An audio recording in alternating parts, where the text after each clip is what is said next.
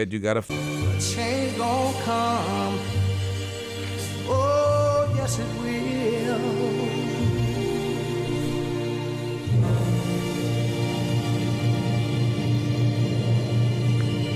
So now it's 161 days, Virginia Gully.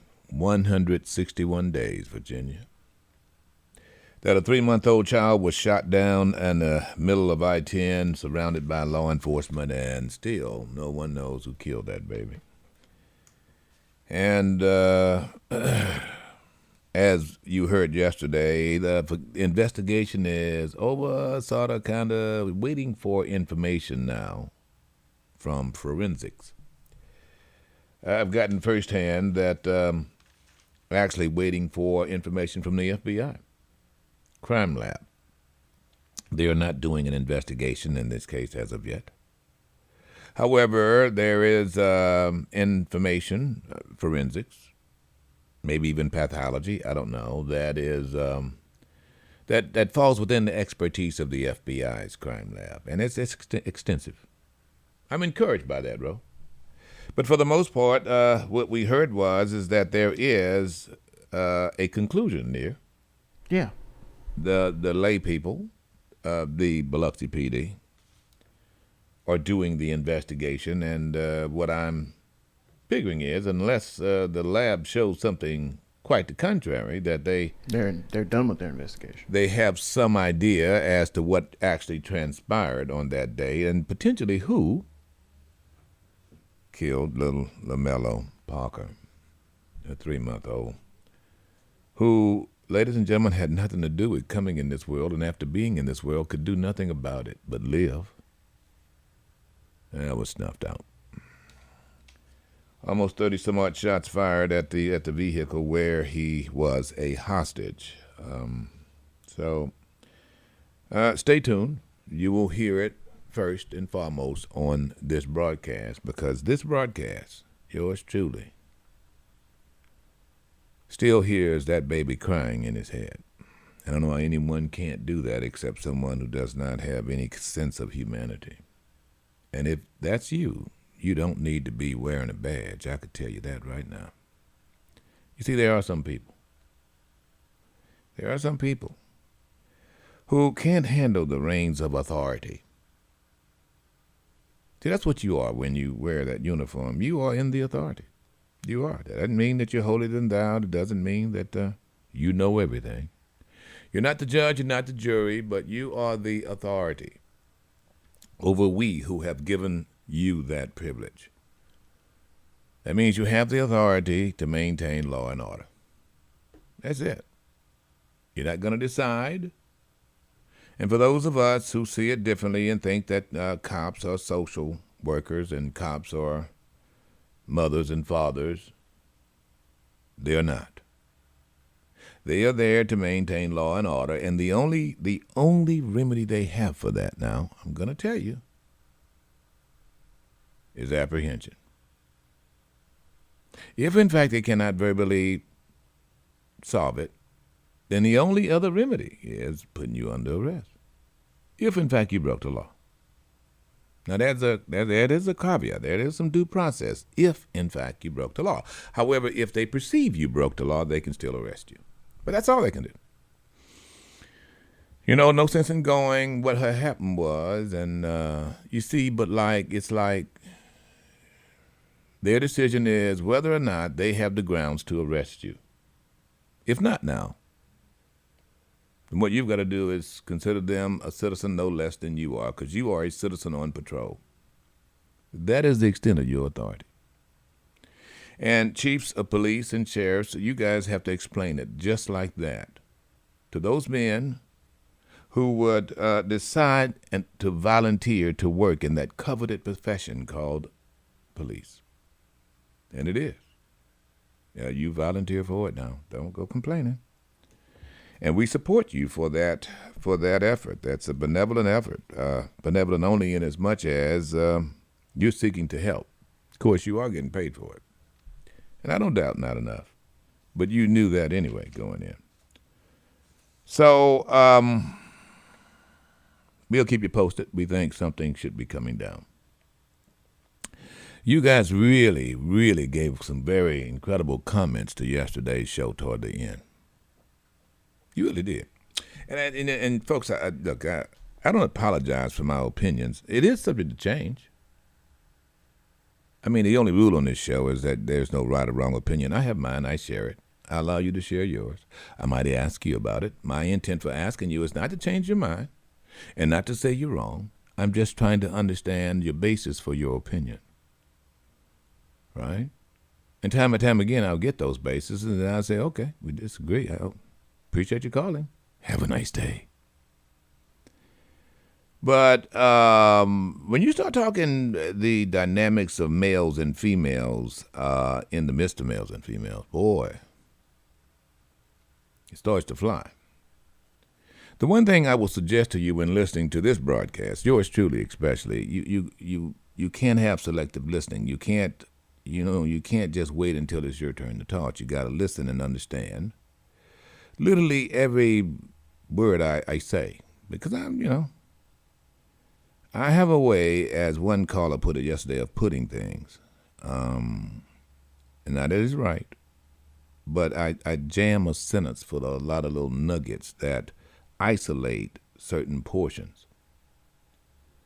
Like, for instance, yesterday, go ahead and pull up the comments and, of course, the question that we had yesterday. And my suggestion. Could you read it, bro? The question of the day was, do you think men are allowing the feminization of their sons? Mm-hmm. Why not? Boy, you got some, and there were some comments that took it. What do you mean by that? What do you mean by that? What does that mean? It's toxic. What the hell does this even mean? Yeah, right. To which you responded, what do you think? Yeah. Then somebody chimes in talking about this is what the dictionary says about character by frankness and honesty, usually used of a discussion between two men. The implication being that women aren't honest or capable of teaching honesty to their sons? Question mark. Let me just say to this, and I'm going to carry this over.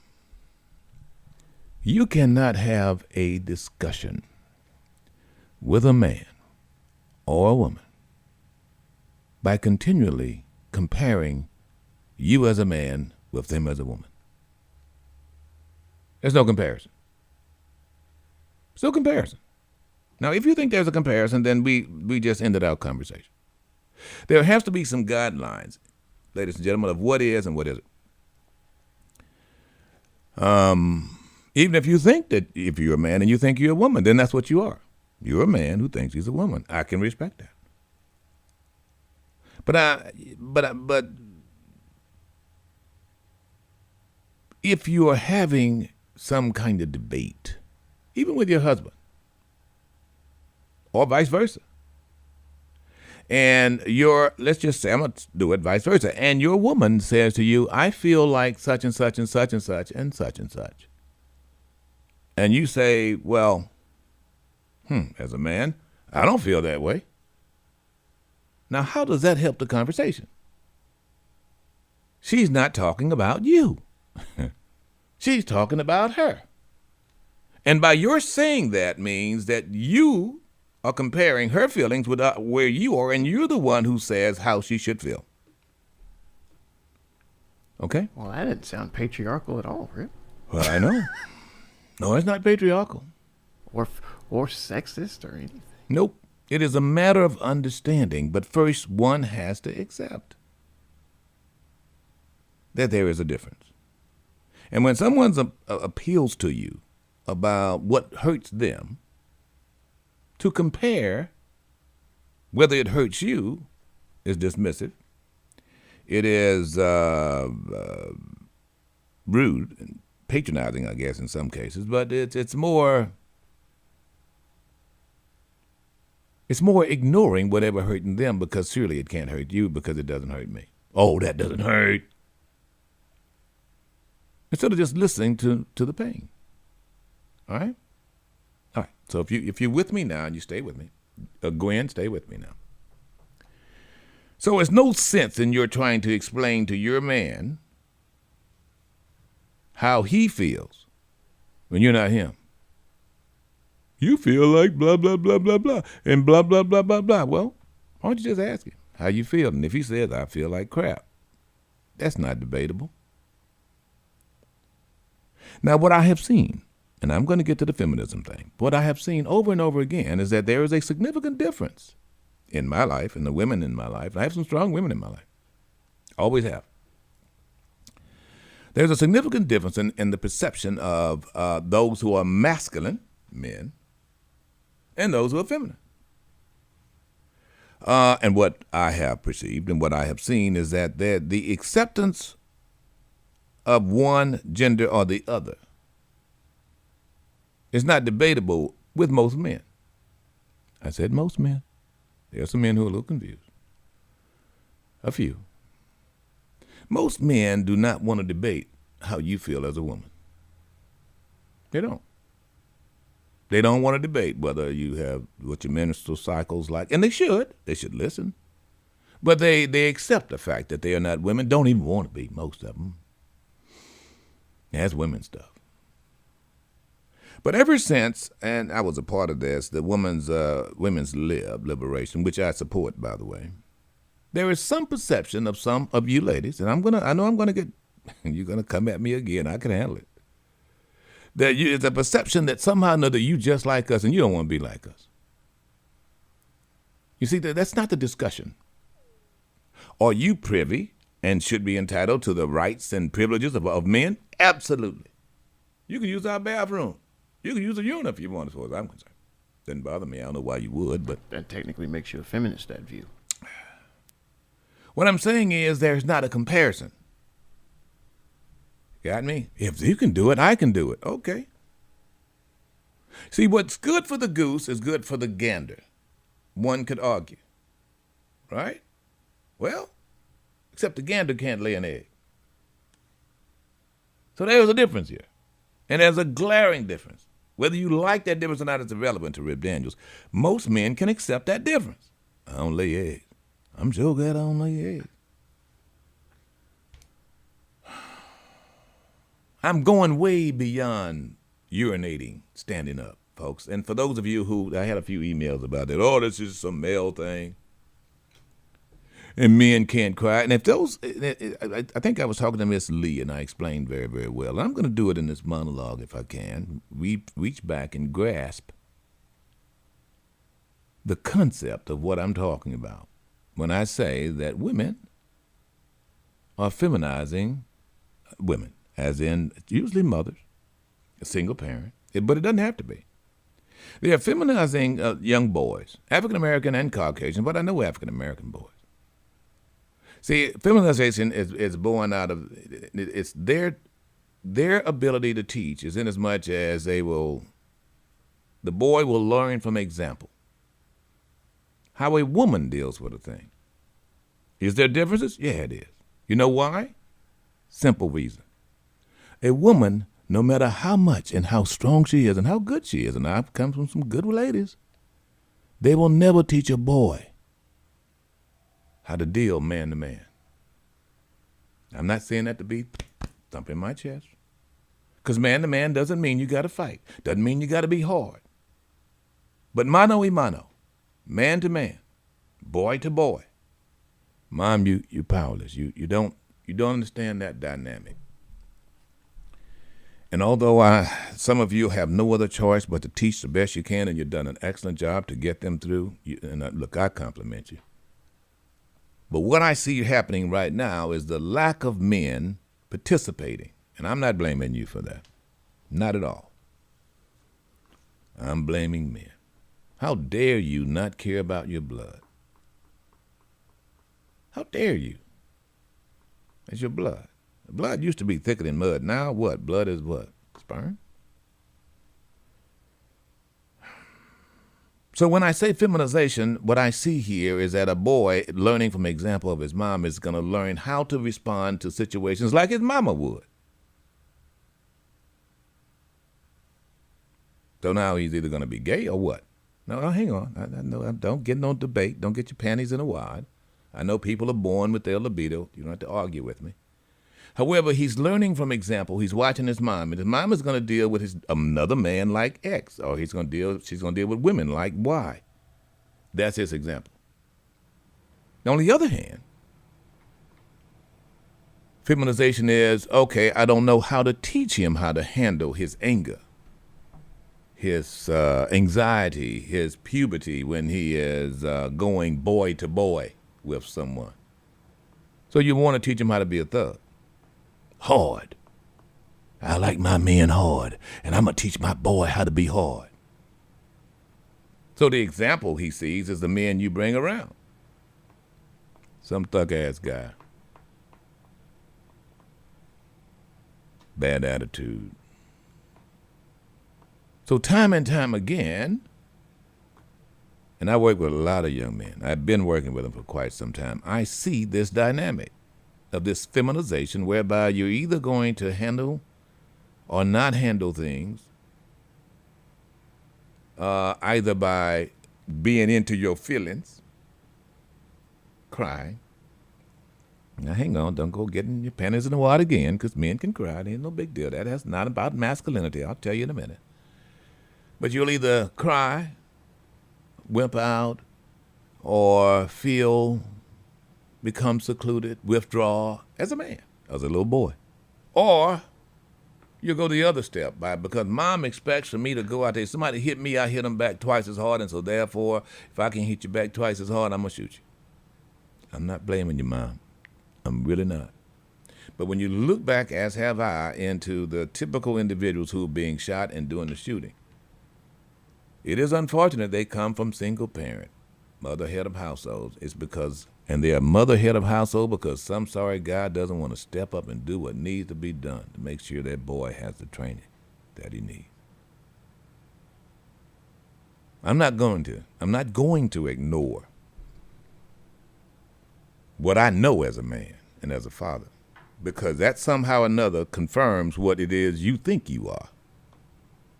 I don't get upset about it. There is no way that any man, a real man, is going to get upset when a woman says, you ain't a man. Real men going to laugh at you. It's not what defines us. What defines us is our peers, other men. Let another man say that to a man. See what happens. Oh, you got to prove that, bro. Let a little boy say that to another boy. See, that's what I mean, man to man. Mano a mano. Why would they fight over something like that? Really, the fight was not over something like that. Really, it wasn't over Jordans, No, it was who's king of the hill? I mean, every species of animal is going to test themselves. I mean, you see two kittens, male kittens, female kittens, even doing the same thing. It's testing each other. While testing each other, you're learning how to adapt in a very, very cruel world in many cases. Not just how to fight, but how to survive. Mom, that's what Rip Daniels is talking about. And unfortunately, it's very difficult for just a mom to teach a boy how to survive in a man's world. You can sit there and you can say, oh, I did a good job. And you did. If you can get them out, look, you have graduated. When they get out of your house, as far as I'm concerned, you've graduated. Once they say cut the bonds, cut that umbilical, and they are gone, congratulations. I am happy for you, because I was happy. Because your task is to get them through adulthood. And then they stop being your baby. Stop saying it. Now, you ain't no baby. You keep calling a baby, he going to continue to act like one.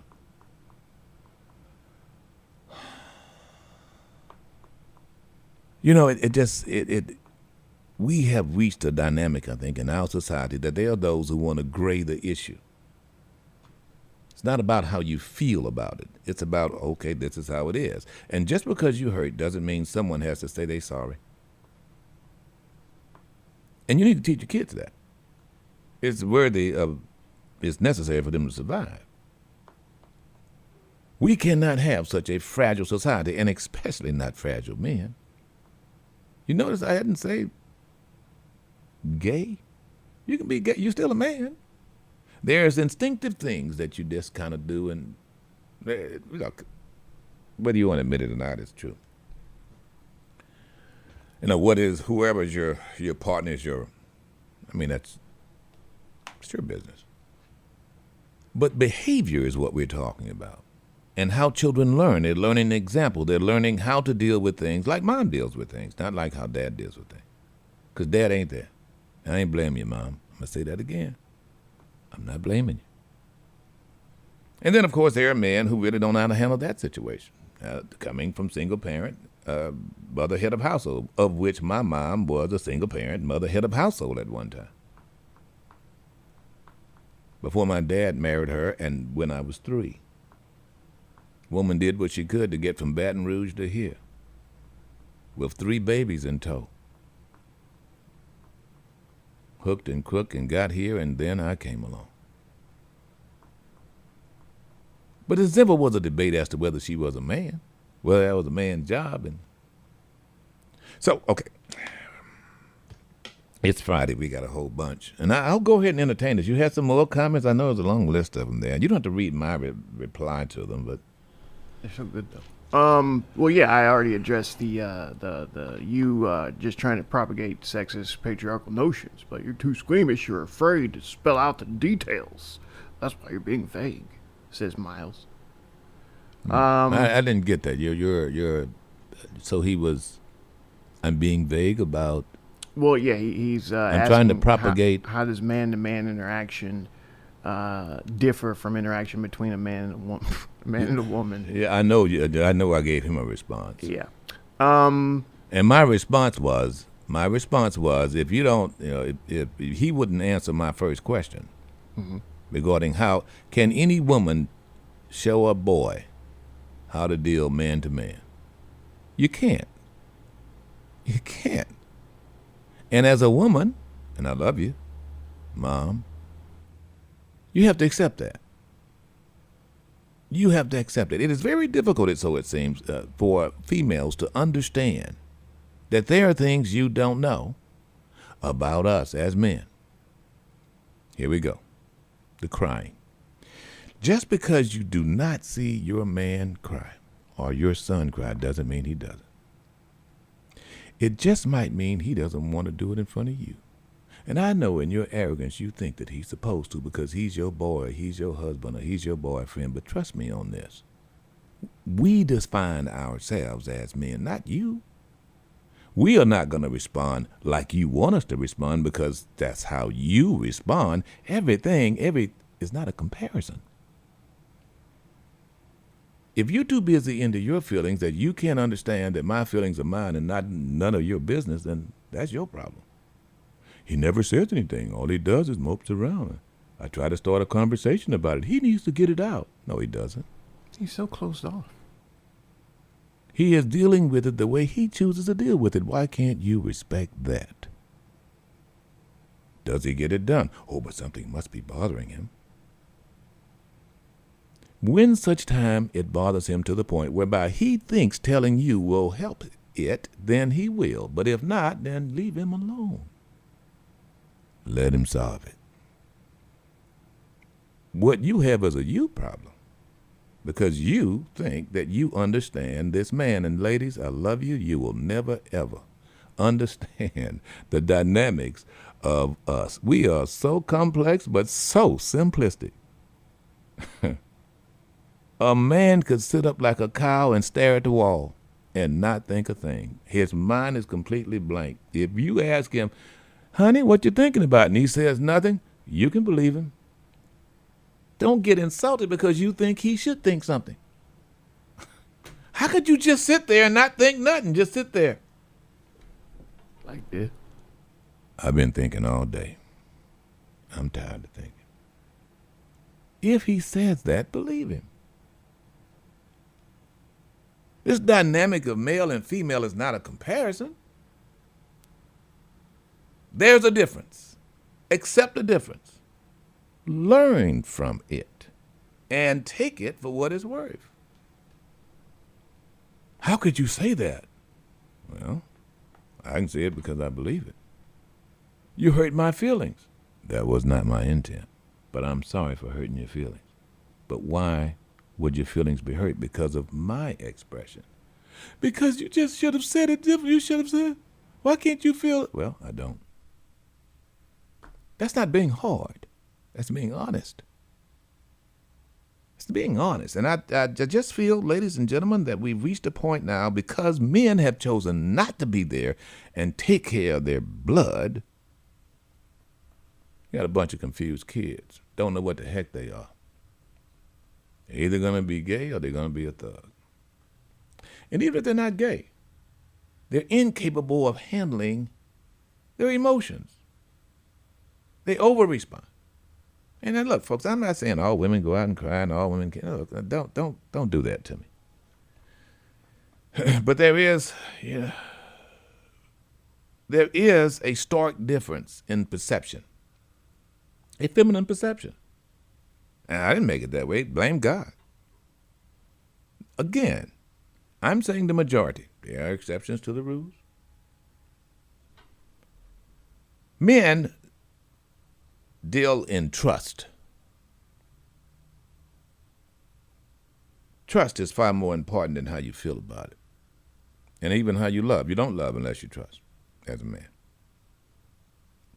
See, that's why a man can love a dog more than he love a woman. He can trust his dog.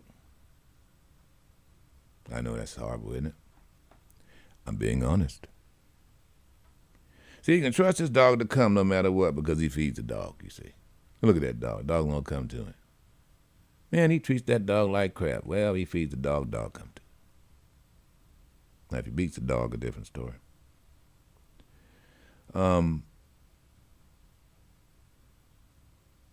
How we feel about it is not nearly as important as whether it works. We don't have the luxury of making mistakes. Any black boy needs to be taught that, and he won't be taught that by his mama. Because, unfortunately, many black boys will have mothers who blame everything else besides him for what has happened to him. Bumps his head, bad table, bad table. He falls down, oh, that ground hurt you, didn't it? Which is why, in situations like that, a 2 or 3-year-old no-neck, big-head boy will fall out on the ground. Just fall out, hit his head. Because you have taught him. That's how he gets response from you. As long as he's hurting himself. And he'll do it until he's a grown man. As long as he's hurting himself, you're going to give him an excuse. You're going to blame everybody else. Oh, no. You had a .45, you went in and shot the boy, but he was bullying you. Always an excuse. It's never his fault. On the other hand, most men will get it differently. Fall down and hurt yourself again, I'm going to tear your butt up. Well, that sounds hard, doesn't it? Ooh, heaven forbid, Rip. Oh, corporal punishment. Why can't you be more sensitive toward him? Why can't... No. Need to learn how not to hurt yourself, and that's something that men will teach little boys how to do. And they'll do it out of love. Oh, you gotta... Oh, you didn't fall. Come here, boy. Get up. Yeah, all right, get up. You up? All right, look at you. Bust your butt, didn't you? Yeah, okay. Now brush yourself off. Get back out there. That's my boy. I ain't blaming no ground. Blade of grass tripped you. Oh, the ball hurt you. And I'm not moving everything off the table either. You better not touch your table. Why? Because I said so. And you won't stick your finger in the outlet. Why? Because I said so. All right, I know I covered quite a bit here. You can go ahead and you can chastise Rip Daniels. I don't care. But I can tell you right now, ladies and gentlemen, I don't know about any other communities, but in our communities, with the way gun violence is happening right now with young African-American males, and it's getting younger, it's because you don't have men directing little boys. Hey, it works with elephants. When they have the musk, they smell themselves, you know. You don't have them. Ain't the mama's fault. If you are any kind of man, and you think that you are a daddy or a father, act like it. No matter what, you need to go save your boy. Just saying. Oh, I'm going to get the girls. What about the girls? See, every time there's always this, well, girls can do this. And look, that's not what I'm talking about. We'll get on that subject. But stop comparing. Stop thinking because I'm talking about boys, I'm putting down girls. Get over it. See, you're into your feelings again. You're into your feelings. It's not a feeling thing for me. This is as old as mankind itself. The dynamics of how to rear children. And not every one of them's different. There are some generalities. Boys will be boys. Girls will be girls. And they should be treated accordingly. The same in as much as they give. The same in as much as privileges and rights. There's no doubt about that. But the behaviors are different. And thank God, we've got an adult form of each. A mama and a daddy. That's why it takes two to rear children. Just saying. It's Friday. We're going to talk about whatever you want to talk about and a whole lot more. We'll be back. Get the info. Get the info. Stay informed. It's a new day with Rip Daniels, the number one talk show in South Mississippi on Jay-Z 94.5. If I were a boy, Oh, no, please don't. even just for a day, I mean, I kind of had to. You set the stage. Not even for a day. I'd roll out of bed in the morning and throw on what I wanted and go. You hear that? She thinks it's so easy. What you going to do with all that? Funny. Drink beer with the guys Now, that sounds like a boy thing to do. Right. and chase after girls. Not these days. You wouldn't have to chase nobody. What are you saying? I kick it with who I wanted, and I never get confronted for it, 'cause they stick up for me. If I were Oh, say it ain't so. Say it ain't so. I think I could understand What a waste. how it feels to love a girl. I swear I'd be a better man. Jay-Z will commit suicide. I listen to her. All right. See, you're going to think I'm talking LGBTQ. I'm not. Just listen to Dave Chappelle. Wait. hold on. Which Dave Chappelle here? Let's do 49 as I think 49 is a very good way to start. 49. All right. Let's see if we can do this here. You guys are confusing the emotions. You think I hate gay people, and what you're really seeing is that I am jealous of gay people. Oh, I'm jealous. I'm not the only black person that feels this way. We blacks, we look at the gay community and we go, God, and look how well that movement is going. Look how well you are doing. And we've been trapped in this predicament for hundreds of years. How the are you making that kind of progress? I can't help but feel like if slaves had baby oil and booty shorts, we might have been free 100 years sooner, you know what I mean? All right, folks, good morning to you. Rip Daniels here. Thank you for joining us. The show is called It's a New Day. There's only one rule. There's no such thing as a right or wrong opinion. Look, he's getting some flack over a lot of stuff he did. What was this called? The Closer. This is the last special for Netflix that he's doing. Yeah, we'll get into some of that and some of the debate. But, of course, I had my very own debate. All right, we got a lot of stuff that has happened here, and I want to kind of pick up on it and allow you to do the same. Before we go to this local situation, and since we are on young people, here we have now another teacher got slapped. Really? Oh, yeah. At least one more teacher, but this is a growing trend. And I want to make sure. I know the children are out of school right now, and I know some of them are probably listening to the show, and I appreciate it, Mom. But I want to caution you on this, because sometimes just by seeing this and just by exposing this to some children will seek to do it. So we don't want to have any copycat action. So once we get into this, I want you to explain to your son or daughter what not to do and what would happen if they did. And that's on you. I can't give you any instructions. I know you just want to do what works, and just instill the fear of God one way or the other, or at the very least get an understanding. So what I'm seeing here is that, and we don't know whether this is part of the TikTok challenge. We don't know. We kind of touched on that a bit, and of course on our home station, of course the Breakfast Club did as well. But we don't know for sure if this was a part of TikTok challenge. However, it was filmed when it happened.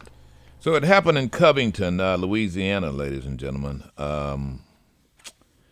This is a horrendous situation. Unfortunately, we have no other choice. We're going to put the video up on our Facebook page because you need to see this. And even watch it with your children just to see just how atrocious it is.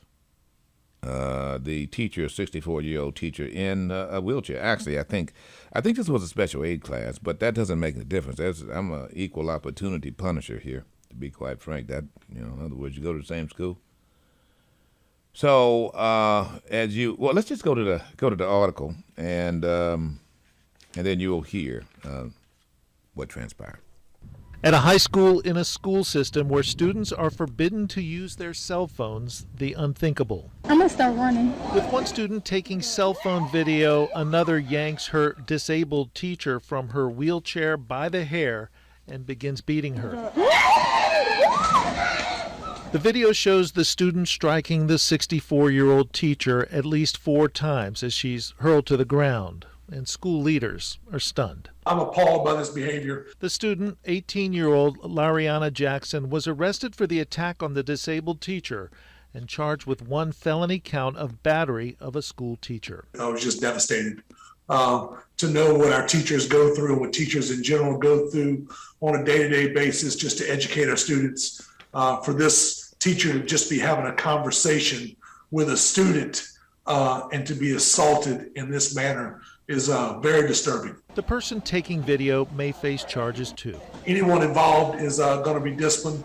The teacher was badly bruised and brought to the hospital. She was released from the hospital last night, and she's going to be monitored over the next few days, but she is hurting. Covington police say the attack may have been prompted by a challenge on the social media site TikTok. We have 130 million active TikTok users in the U.S., and again, over half of them are 29 and under. The St. Tammany school system has a policy that requires students to keep their cell phones in book bags and not to use them. For emergencies, we let them have them, but they're not allowed to be on. But that didn't occur in Wednesday's incident, and social media experts say limits should be set. In some cases, these kids don't know the boundaries. They don't know the boundaries of what's appropriate to post, what's not appropriate. Covington High School has a very rich tradition. This is a very isolated event. But social media experts say other challenges have been issued, and many fear more violence could follow. And though the superintendent says the injured teacher is out of the hospital, at this point it is not known if she'll be returning to the classroom. Before integration, kids were white and children and children were black. Did you know that? Kids were white and children were black? Yeah. Children, child. African-American families, very rare. I can't think of a time growing up when I was referred to as a kid. Might be some children, might be some children, might be children, might be a child. When there was a child, think of a child. That. I got you, but never a kid. Never a kid. That was something that struck me after integration. And some of you guys know what I'm talking about out there. And it's just a little nuance I noticed when they were saying this. She's 18 years old. She's not a kid. She's not even a child. She's 18 years old. She is a young lady, and you should say that. You were expected to be that, but they didn't. It's okay. So you got to tell me. I've never been on TikTok. Don't know what it does.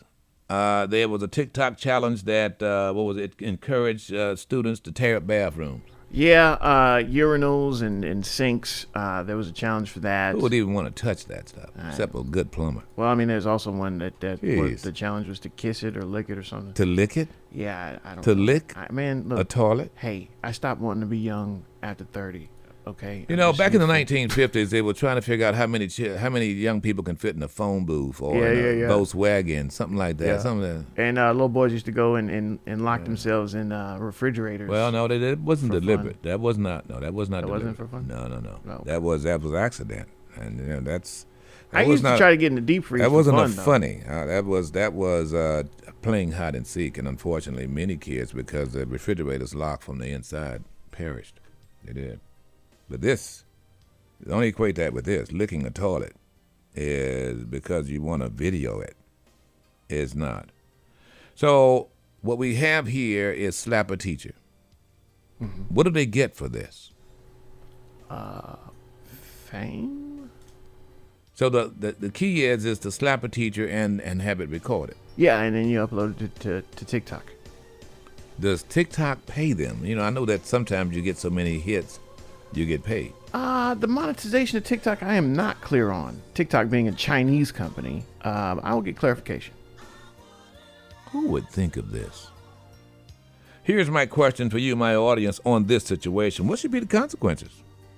According to the St. Tammany Parish Schools, let's see, handbook that says that doing such a thing is considered battery, and possible consequences include suspension, disciplinary reassignment, police notification, and expulsion.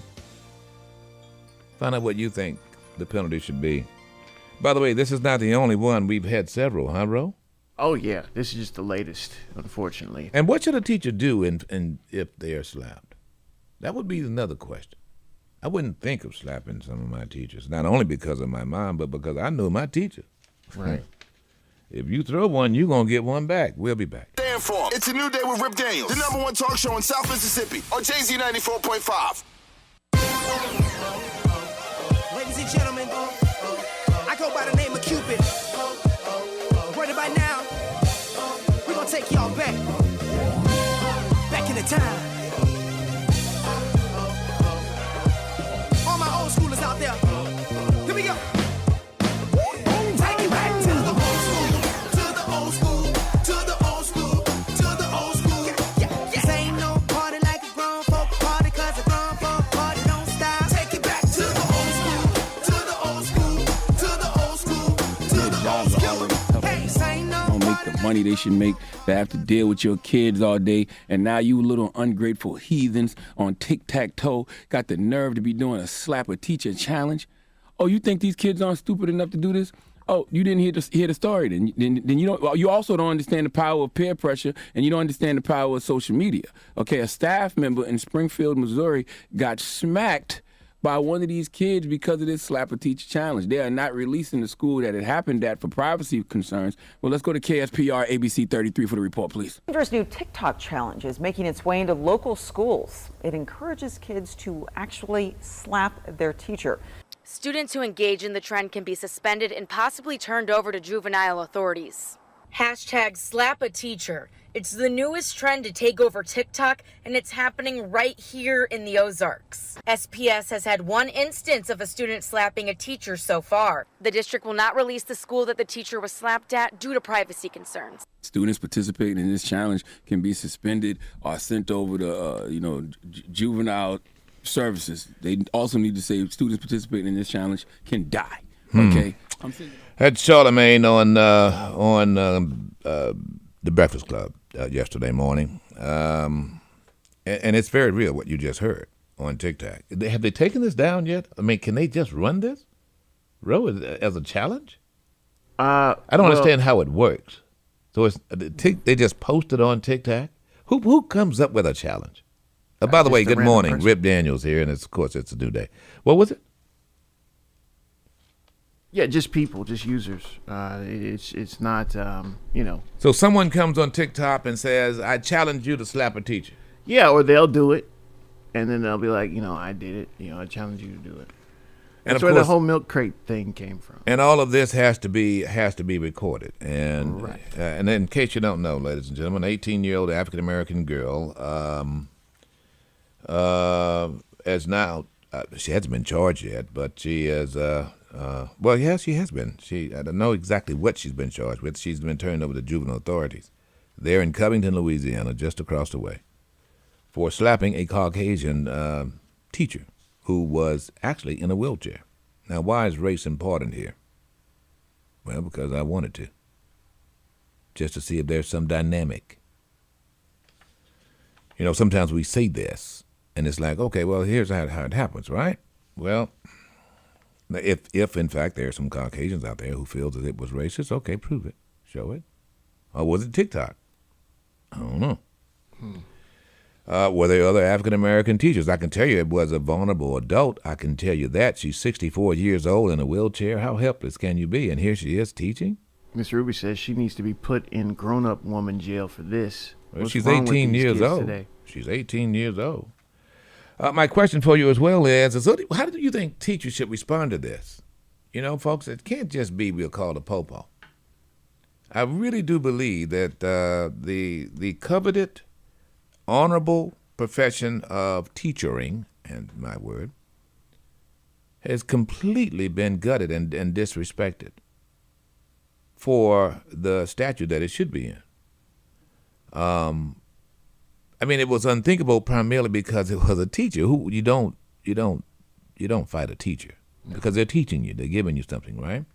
The other thing though is that it was considered as it was noble and brave.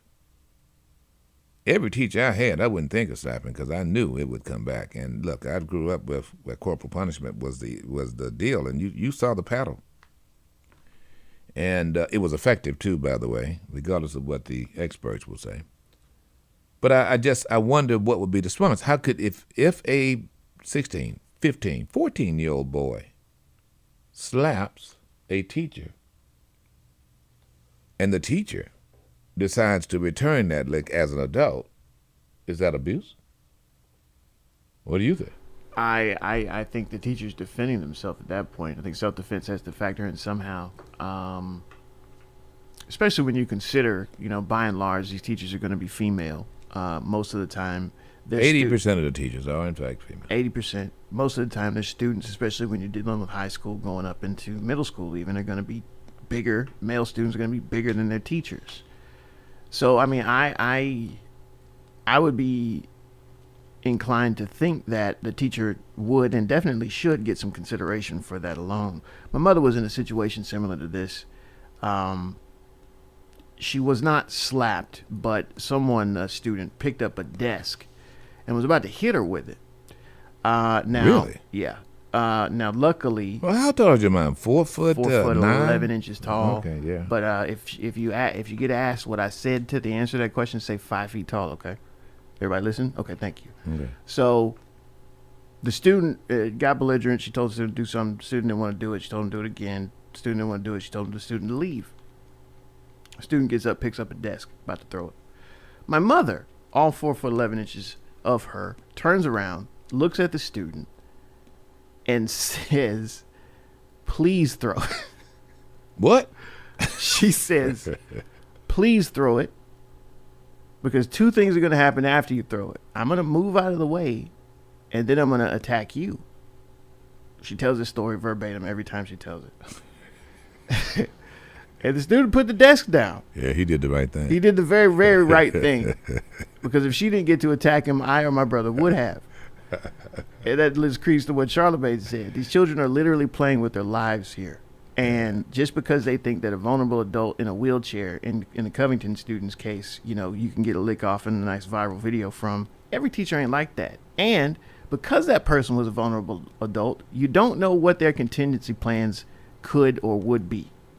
That girl in that class in Covington took her life in her own hands attacking a woman in a wheelchair. Handicapped people are some of the most armed and dangerous people on this planet for good reason. Of course, I don't know whether she can be armed in the classroom, but everybody knows you don't slap a teacher. You don't kill a cop. Come on. The mere fact that this would even be making its way around and we're talking about it is a commentary, sad commentary on our society and where we are now. That, given the fact that, do you realize now we've had at least 5 mass, well, shootings, not necessarily mass. They're mass when it's over 4 shot. Almost. We're right at 3. No, we're right. No, more than that. Actually, 6. shootings in in schools since the beginning of schools. Doesn't sound like much. Well, just consider how many children are in that school. Pretty serious stuff. All right, and then there's this. There was a burnout in Biloxi, Mississippi. And by the way, we're having Cruising the Coast. Just a quick caveat here. 22 school shootings. You said mass shootings, but I want to make sure I get this in. 22 school shootings since August 1st, start of the school year here. So in total, 22 school shootings in total. Right. Not necessarily mass, which means over 4 people shot. Right.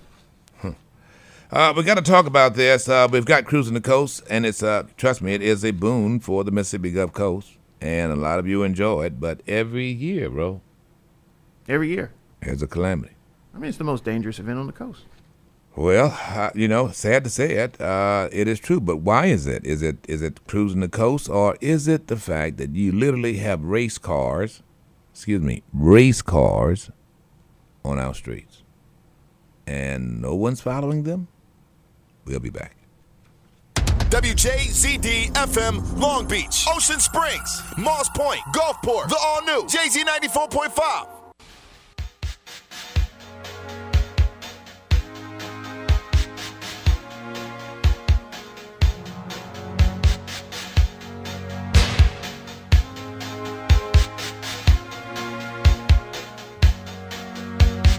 Guess I should know by the way you popped your car sideways that it wouldn't last. See, you're the kind of person that believes in making out once, love them and leave them fast. I guess I must be dumb. She had a pocket full of horses, Trojan and some of them used. But it was Saturday night, I guess that makes it alright. You see, what have I got to lose? Honey, I say, little red Corvette. Baby, you're much too fast. I used to have one of those. Little red Corvette. 1976 T-top. Sure did. Guess I should have closed my eyes when you drove me to the place where your horses You know, when they first came out, they used to call them a baby rocket. I understand why. I think it was Bull Tyler called it that first, Baby Rocket. All right, folks, good morning to you. Rip Daniels here. Thank you for joining us. Welcome, cruisers. And I did say welcome, cruisers. It's good to have them now. Come on, whether you like it or not, having all the cars around and having all the attention is a good thing. Now, look, I'm open for criticism, however it is. I mean, I used to be the president of the Tourism Commission, and I can tell you the impact of cruising on the coast is pretty significant. 228-896-9455, that's the number to call. The show is called The New Day. One rule, no such thing as a right or wrong opinion. It's Friday, and we're talking about whatever you want to talk about, a whole lot more. Let's talk a little bit about that impact, not financially, mortally. This is the second person that we mentioned before we went to break that was hit this week. The second pedestrian this week to be hit. The first was a 23-year-old woman who broke her pelvis after being struck while crossing near Veterans. This person from last night has now been confirmed to have died, according to Captain Brian Dykes with the Biloxi Police Department. To the driver's credit, though, they remained on the scene after the accident. I don't know how much credit he's got. He's better have more than just credit. Well, he won't be charged. Why? He's not being charged. He was doing a burnout. Mm-hmm. Really? A burnout that caused a man's death. Whoa. So the police, the Biloxi PD, is not going to charge him. He did a burnout on Highway 90. That resulted in a man's death. And he's not going to be charged? Not as of now. What's wrong with that? A lot. So, and the pedestrian died? Pedestrian died. That's the breaking news that I was that I told you about, that I was holding off for you. That's as of an hour ago. Yeah. So here does the light turns green, then the pedestrian was crossing. Right, the pedestrian was crossing. I see. The light turned green as the pedestrian was crossing. So the pedestrian is already out in the street when the light turns green. And he's doing the burnout. Mm-hmm. And that isn't considered reckless.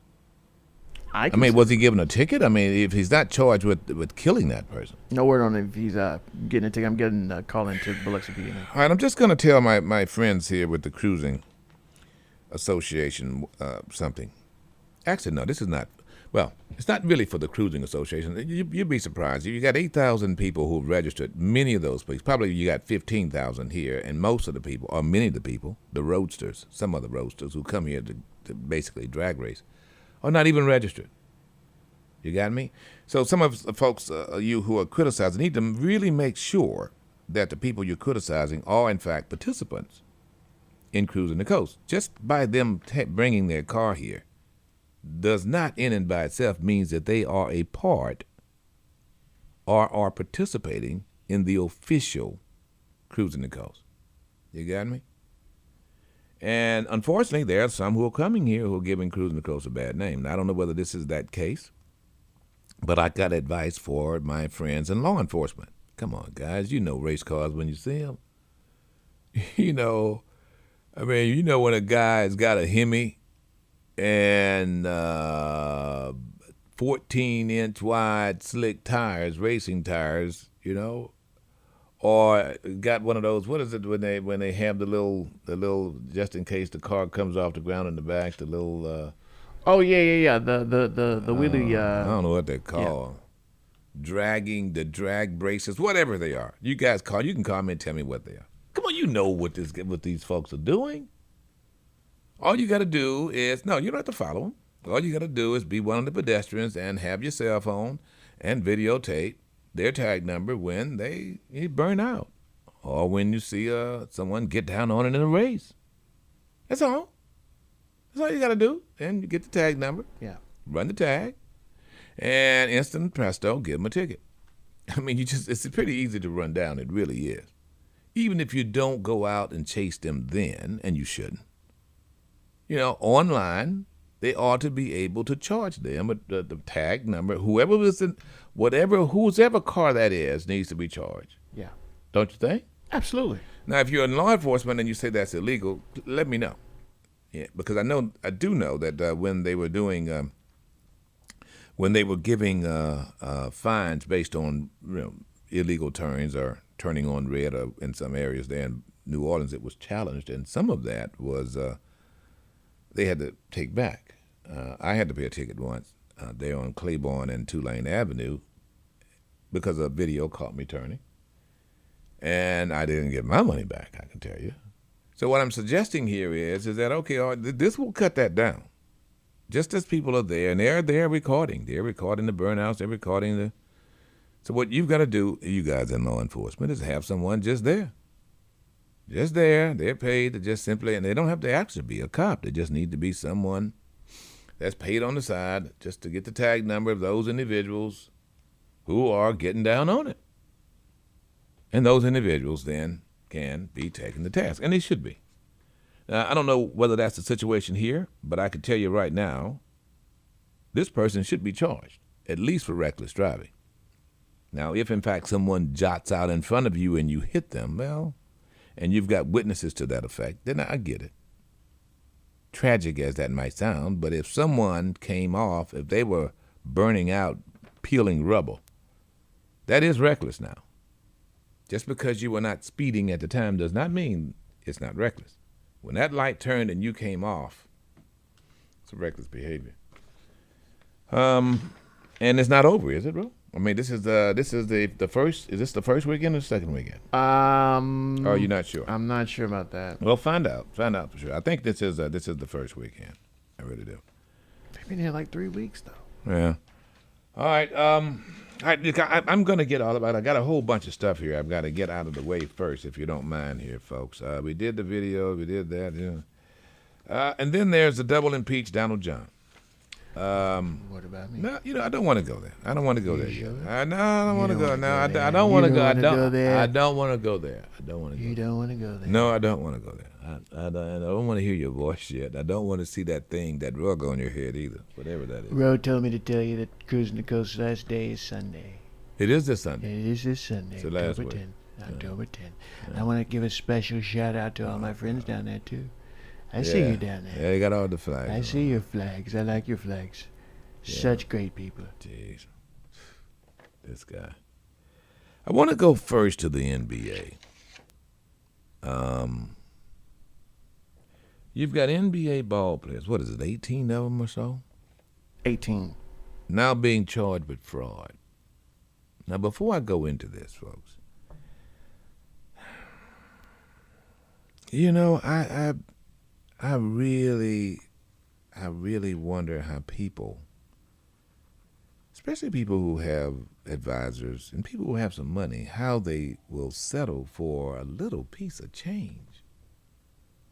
It just beats me. Now, I'm going to probably think, I want to think that what the story you're going to hear about these NBA players is somehow a stretch. And they're innocent until proven guilty. They've only been charged. But the allegations are pretty significant. And they've been arrested. Well, at least one. He was trying to hide his face. You know who he is. He doesn't, I mean, no sense in putting your hoodie on and hiding your face. Your name is on the paper. We know. Not only that, we've seen you on the court. You're kind of tall. So there was a scheme here to actually take advantage of the NBA insurance by saying that you had some procedures that you really didn't have. Multiple procedures on the same day in some instances. Yeah, like 6 root canals. Right. On the same tooth. Same day. All right, go ahead and play the story. Drive and a score by Big Baby Davis running the court.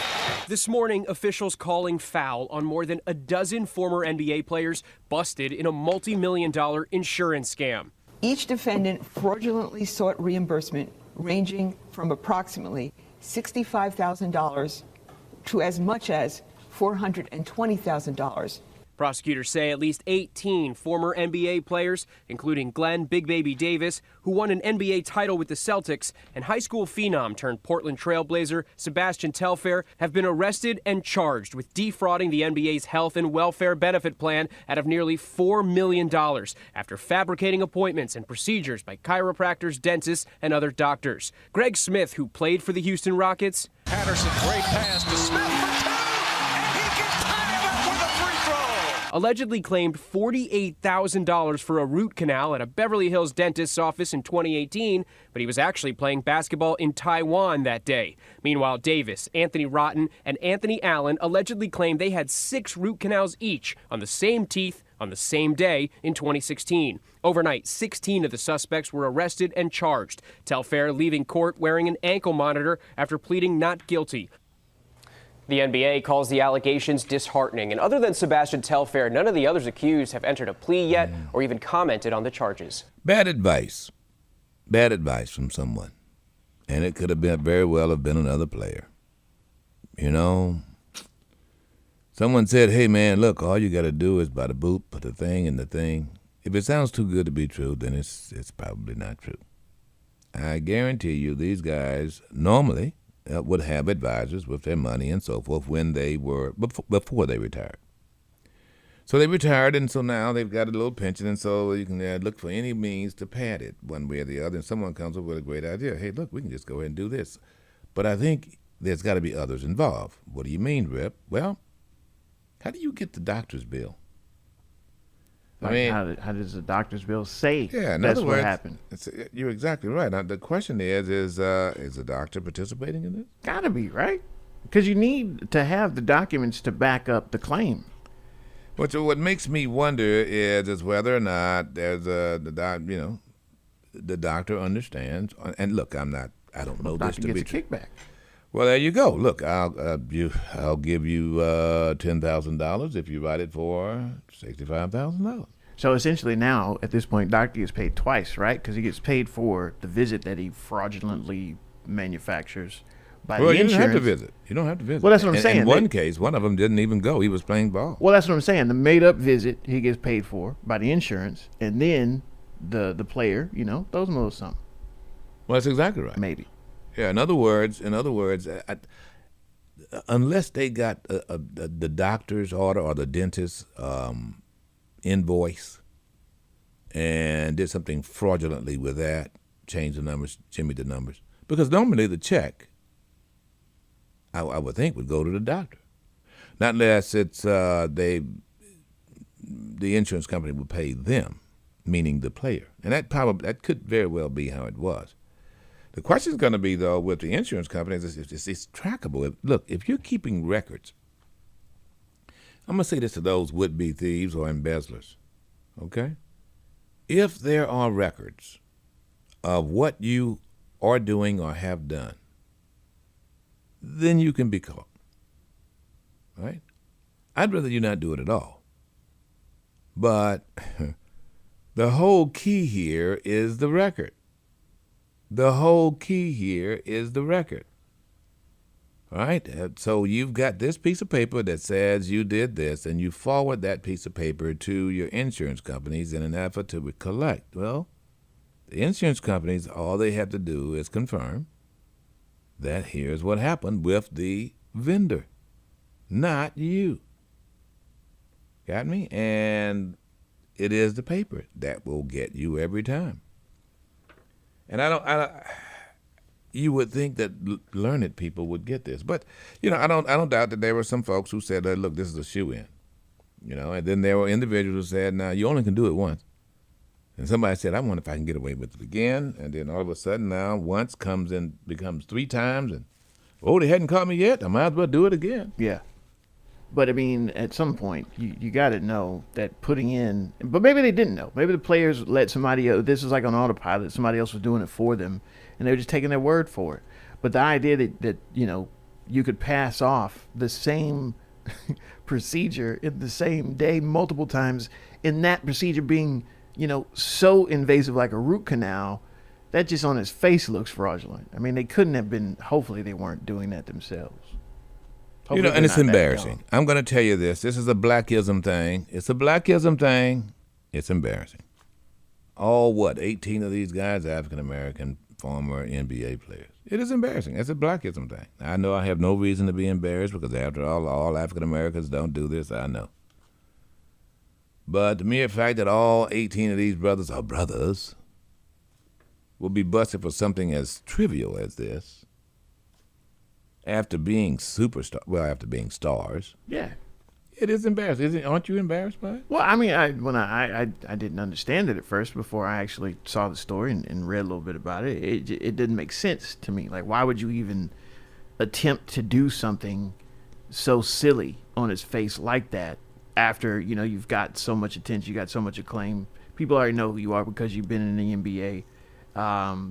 But like you said, though, padding that pension, making sure that you can maintain this lifestyle that you got used to while you were an NBA player, I wouldn't doubt would be a contributing factor to a lot of this. This is not any different to me than going into a Dollar General. And it's no different than going into a Dollar General and sticking them up. It really is. It's stealing. Stealing is stealing, folks. I mean, it really, really is. It is taking what's not yours, and it'll be called fraud, but it's a holdup is what it is. Now, what's the difference? What's the difference between that and a guy who takes a gun and goes to a little general and steals $5? He goes to a Dollar General. You know they're going to have no more than $1. It says Dollar General right on the sign. Why go there? You say the dollar on the thing. I mean, come on. But he will. That person that's armed robbery, bro. Yeah. He's facing 12 to 15, 20 years. But these guys stole, and it's fraud. It's fraud. It's a white collar crime. It's a white collar crime. It's a white collar crime. After all, they didn't stick them up. There were no guns brandished. No one's life I'll was give you that. threatened. But I guess it would be considered as a felony. It's not a violent crime. Yeah. Well, yeah, it's not a violent crime after all. It's a paper crime. Even though they are black. Yeah. They might have threatened some people. Yeah. All right. I just, when I see things like this and it affects folks, I just kind of go, come on, we'll just put a blemish on everybody with this. Whatever legitimate thing or position you took in the past has now been marred by the fact that you did something so stupid. I'll tell you what was not stupid. I don't know who his name. I think he plays for the Rays. This brother got a record, slapped a home run, and stole home in the playoffs. Of course, there's some of you guys don't know that I love playing football, but I love more baseball. I really do. I mean, baseball is a self-esteem kind of sport for me. It's a guy is throwing. He's not supposed to be throwing at you, but he's throwing toward you. And your task is to hit a ball that could very well hurt you. If it hits you, knock out a few teeth, plus an eye. Your task is to hit that ball at him. In other words, I mean, in its inception, most of our sports is born out of war.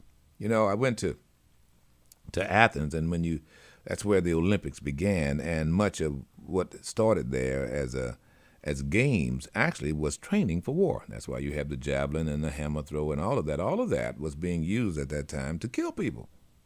You know, and of course running was one of those things you had to do. I mean, you know, how fast and then your endurance, all of that. Even pole vaulting, all of that was in the guise of training military, you know.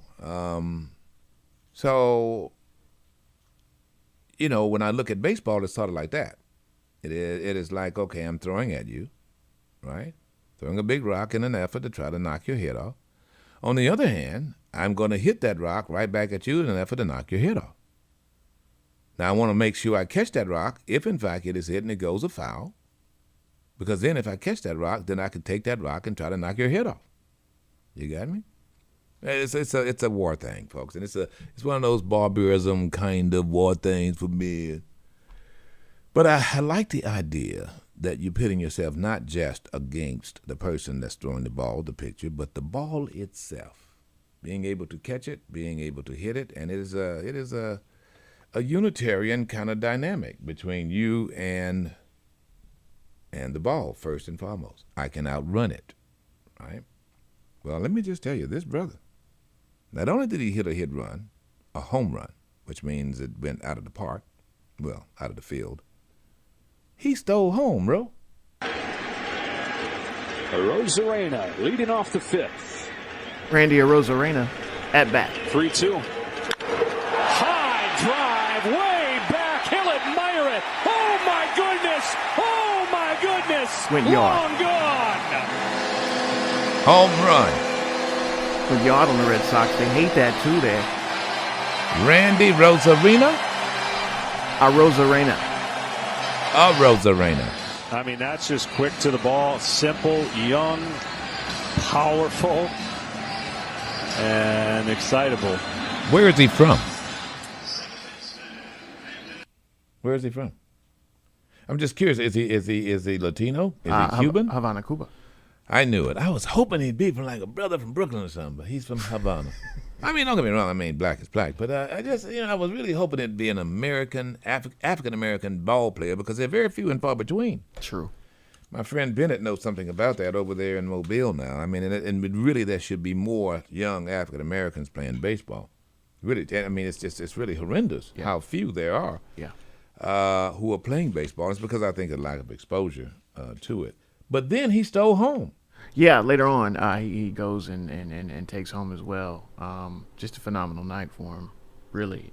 He is also the leading candidate for the American League Rookie of the Year. Really? Mm-hmm. Do you have the sound bite from him stealing home? It was incredible. I mean, you just don't see that in major leagues. You don't see that in the major league. I mean, you got to understand he was halfway to home plate off of third base, but even then, you got a guy pitching the ball well over 100 miles an hour, and to steal home. I mean, that is timing and that is speed, and I was just very impressed. Look, you need a good story, and young people need to see a good story. Here's that stop sign we were talking about. Arozarena is ready to run through a brick wall, but threw on the brakes. Yeah, this was right in front, and he had those hands up for a while. We just see it in the screen. He was probably screaming it. Ball one. Josh Taylor comes in here, lefty facing Brandon Lau, and big spot in this game. Boston still right there, 4-run game. There goes Arozarena. He steals home in October. I'm impressed. Aren't you impressed? It's really good. It's really good. Tampa Bay Devil Rays. That was really good. Watch how he times it. As soon as he goes to that, there was a timing mechanism that was taking place on every pitch that Taylor threw. See how he goes through the leg kick, and then it's just a little too late to try to make that move. What an incredible night I'm impressed. for this guy. All right. I know some of you are going, huh? What's all the noise about? Well, the guy stole home. Come on, just that in itself to me is about perseverance. It's about study. Now, Rosarina had to watch the picture. He knows what a balk is. If you don't know what a balk is, then you won't appreciate this. But he had to study the pitcher to the point whereby he knew when the pitcher was committed. He knew. Because there's a process for those who don't know this. It's like when the pitcher's got his foot on the mound. There are things you can do, things you can't do. Right? If it's not on the mound, then there's some things you can do, like throw someone out. Now, once he gets committed and puts his foot on the mound, and so therefore it's like, okay, well, wait a minute. You've got to throw it to the plate. There's a commitment. And so he had to observe that from where he was while the pitcher is trying to cloak what he's doing, Don. You got to understand. We having some phone problems here, looks like. Yeah, the little gremlins are going through some changes. All right, 228-896-9455. I know you guys. I know you've been waiting. I see we're going to do some. They must be doing something outside there. Though. Looks like I see the AT&T truck, so we'll see. I will continue moving on with our stuff because I've got a whole stack of stuff, and I've got it all here, folks. Let's see. Let's go to the double impeach Donald John. The deck is getting more and more full. It's hard for me to take someone seriously who supports this guy and really think that you are a true patriot. It really is. Back on. I'm going to go ahead and go to him now, but it's hard for me. How do you support a pariah that could just assume turn on you like a rattlesnake, like he has all his other friends? So now there's some subpoenas out, and Bannon and others have been told by Donald John. You don't have to do that. To defy the subpoena. Don't do that. Of Congress. You don't have to do that. Just don't folks, go. It's just don't go. And just stay home. Just stay home. Let's go to Jackal here. Where are you? Right there. Good morning, Jackal. Good morning, Mr. Daniels, Roe, your staff, and Amelia. Appreciate it. You ran the gauntlet. You're the first to make it through here. We've been going through some situations. Wow. Let's just check on the 18-year-old that jumped up and thought she could slap the teacher. I would still be whooping her tail right now. I would have a hard time trying to whip the tail of an 18-year-old girl.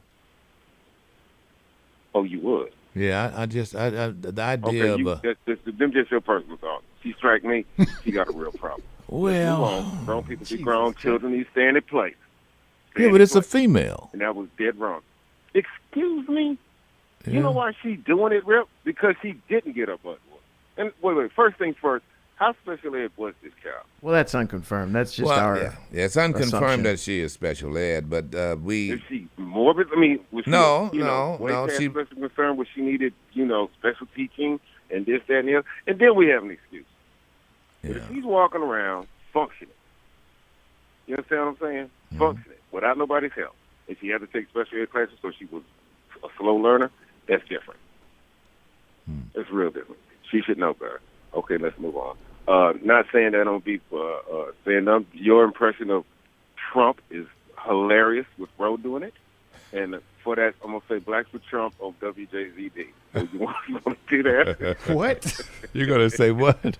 Blacks for Trump. Blacks for Trump on WJZD. Oh, now we're going to get all kind of unwanted attention. Of Trump on WJZD. Oh, no. Don't egg him on, Jacko, please. Look, he is funny doing So hold on. Wait a minute. Before you go, Jackal, I hear music playing.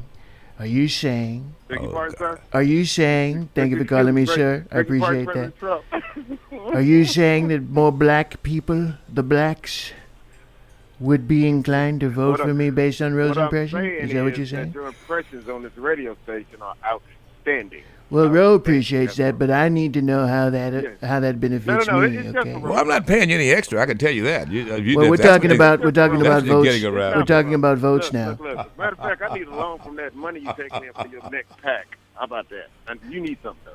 I need some money on that. Well, are you going to run You for agree an on that? office? You should run for office. What do you need? You No, should I'm run not for running office. for You office. should, You though. need some help, though. You should I run just for did some office. Marketing research for You should run and Hey, let me buddy. endorse you.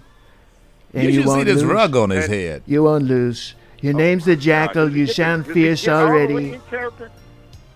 What was that? Origin, did he paint himself? And he got the rug on his head. Well, you have to be tan. I mean, it's, we're coming out of the summer, but you still want to maintain a good enough. tan. Mitch McConnell, let's get to him. He did not blink. He did what he had to do. Yeah. This money was already spent. You were going to have some runs. For people that know what it means, there's going to be some bounce checks going on out here very soon. Hang on, Jackal. Hang on. I want to weigh in on that. We'll be back. Get the info. Get the info. Stay informed. It's a new day with Rip Daniels, the #1 talk show in South Mississippi on Jay-Z 94.5.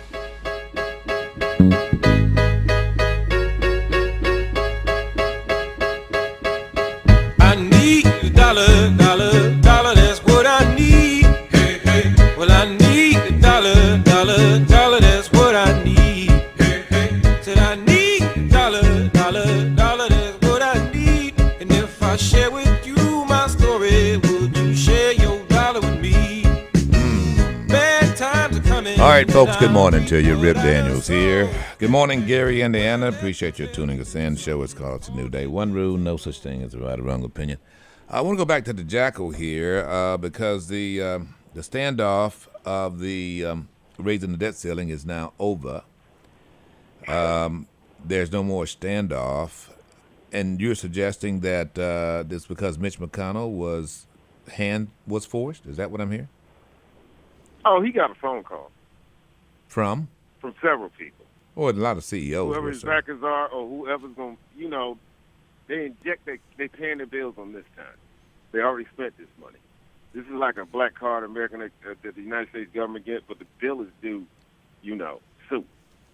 And so if they wouldn't have did that, like I got the reports from several sources. Oh, we'd be defaulted. So It'd be a checks wasn't default. gonna be no good. Oh, yeah. Contractors weren't going to get paid. Oh, yeah. All that. Oh, he got a call. Enough this grandstanding. You need to get over and, this is close enough. Get over and handle his business. So what do you think that means? Okay. What difference does that make? Pass the bill. It's about the money. That's all it's about.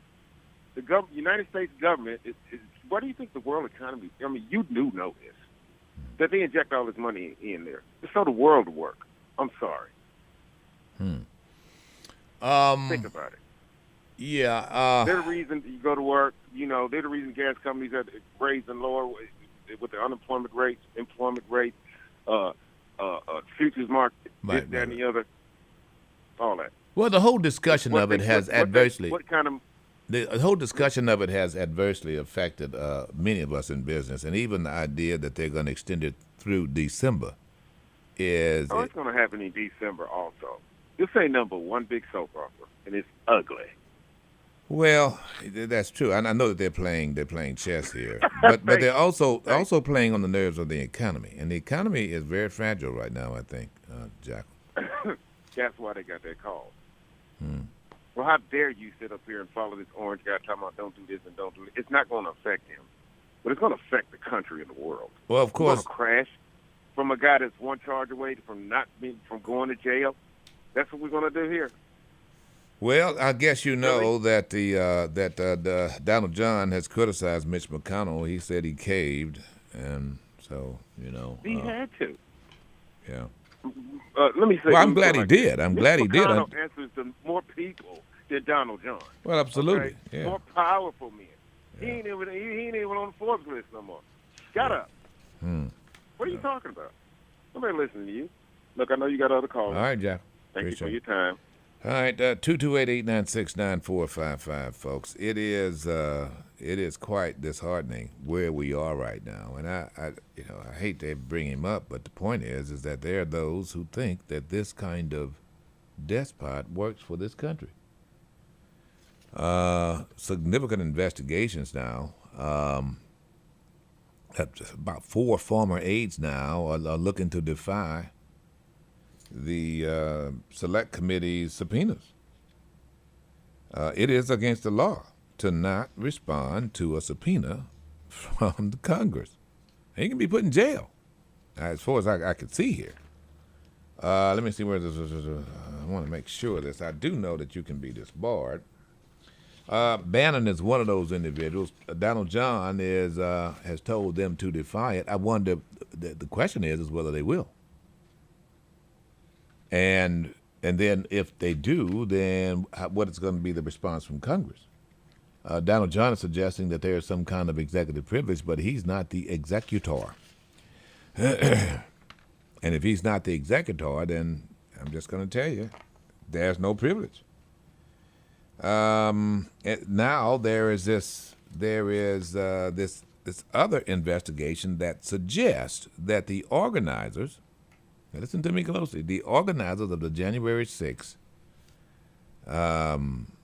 what is the rally called? Take America Back rally, whatever it is. What is it? It's called Stop the Steal rally. Stop the Steal rally. Yeah.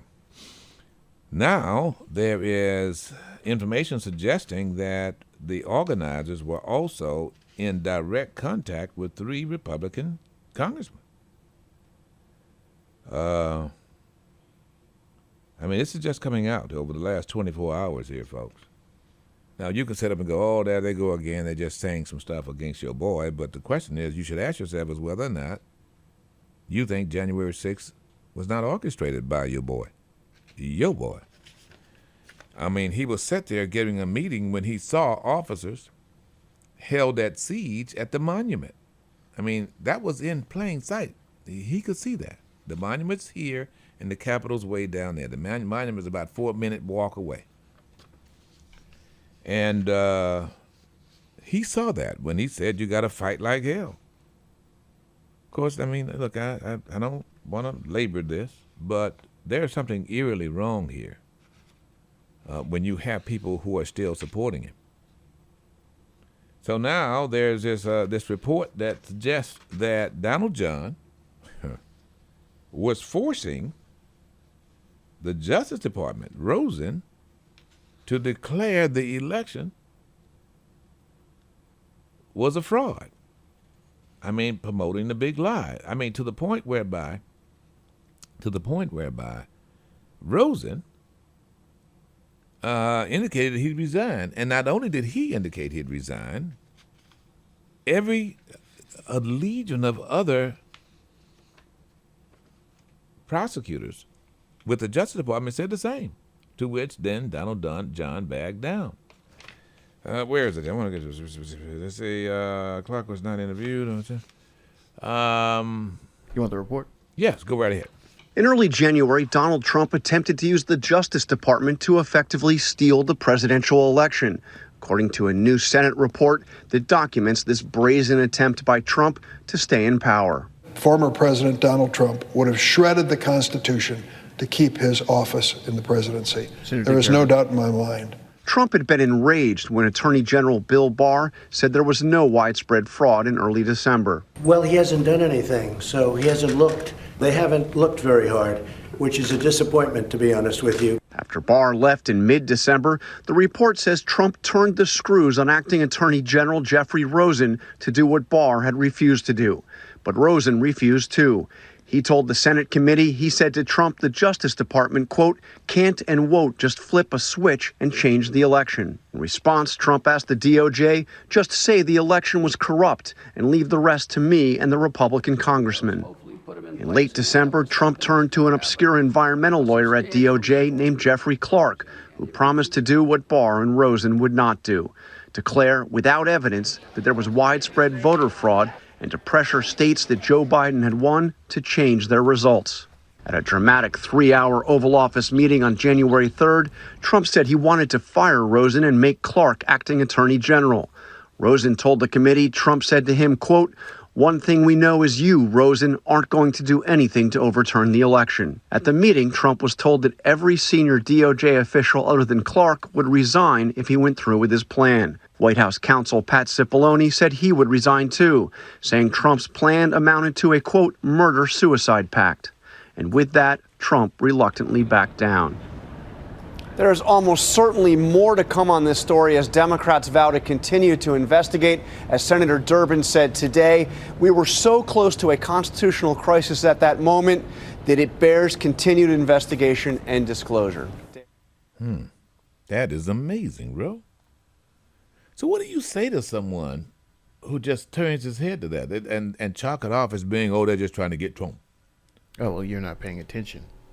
And you don't want to, because if you did, then you'd see exactly what it is that Trump does and has done. I mean, it's just, you know, and you go to the Dog Network, and they go through great pains to avoid this. Right. Because this is egg, and they don't want any of that. Well, I mean, I never would have thought that we are that close to being a totalitarianistic country. I mean, there are those who are going to support him. I don't care what this man does. I mean, the dude sicked the hounds on the Capitol building. The man basically allowed the attempted lynching of Mike Pence, his second. If that guy will sacrifice his Mike Pence, he'll sacrifice anybody. Saw a poll that showed that he is still the most popular among voting Republicans. Well, yeah. I mean, However, I don't see Ron DeSantis flags. You know, I don't see bumper stickers for Ted Cruz. And I'm not just talking about because this is, you know, not his part of the world. There aren't any over there either. Incomprehensible. Speaking of DeSantis, you know what just happened? The Board of Education has ruled that has stood behind DeSantis, saying that board members will not be paid and they will not be allowed to accept any money from the federal government if in fact the government steps in to assist those who are mandating masks. He's calling Joe Biden's bluff. These folks are crazy, man. They used to call him shoe Over leather. mask. Over mask to protect your children. Incomprehensible. Hang on, Miss Faye, you're next. Get the info. Get the info. Stay informed. It's a new day with Rip Daniels, the #1 talk show in South Mississippi on Jay-Z 94.5. It's Friday.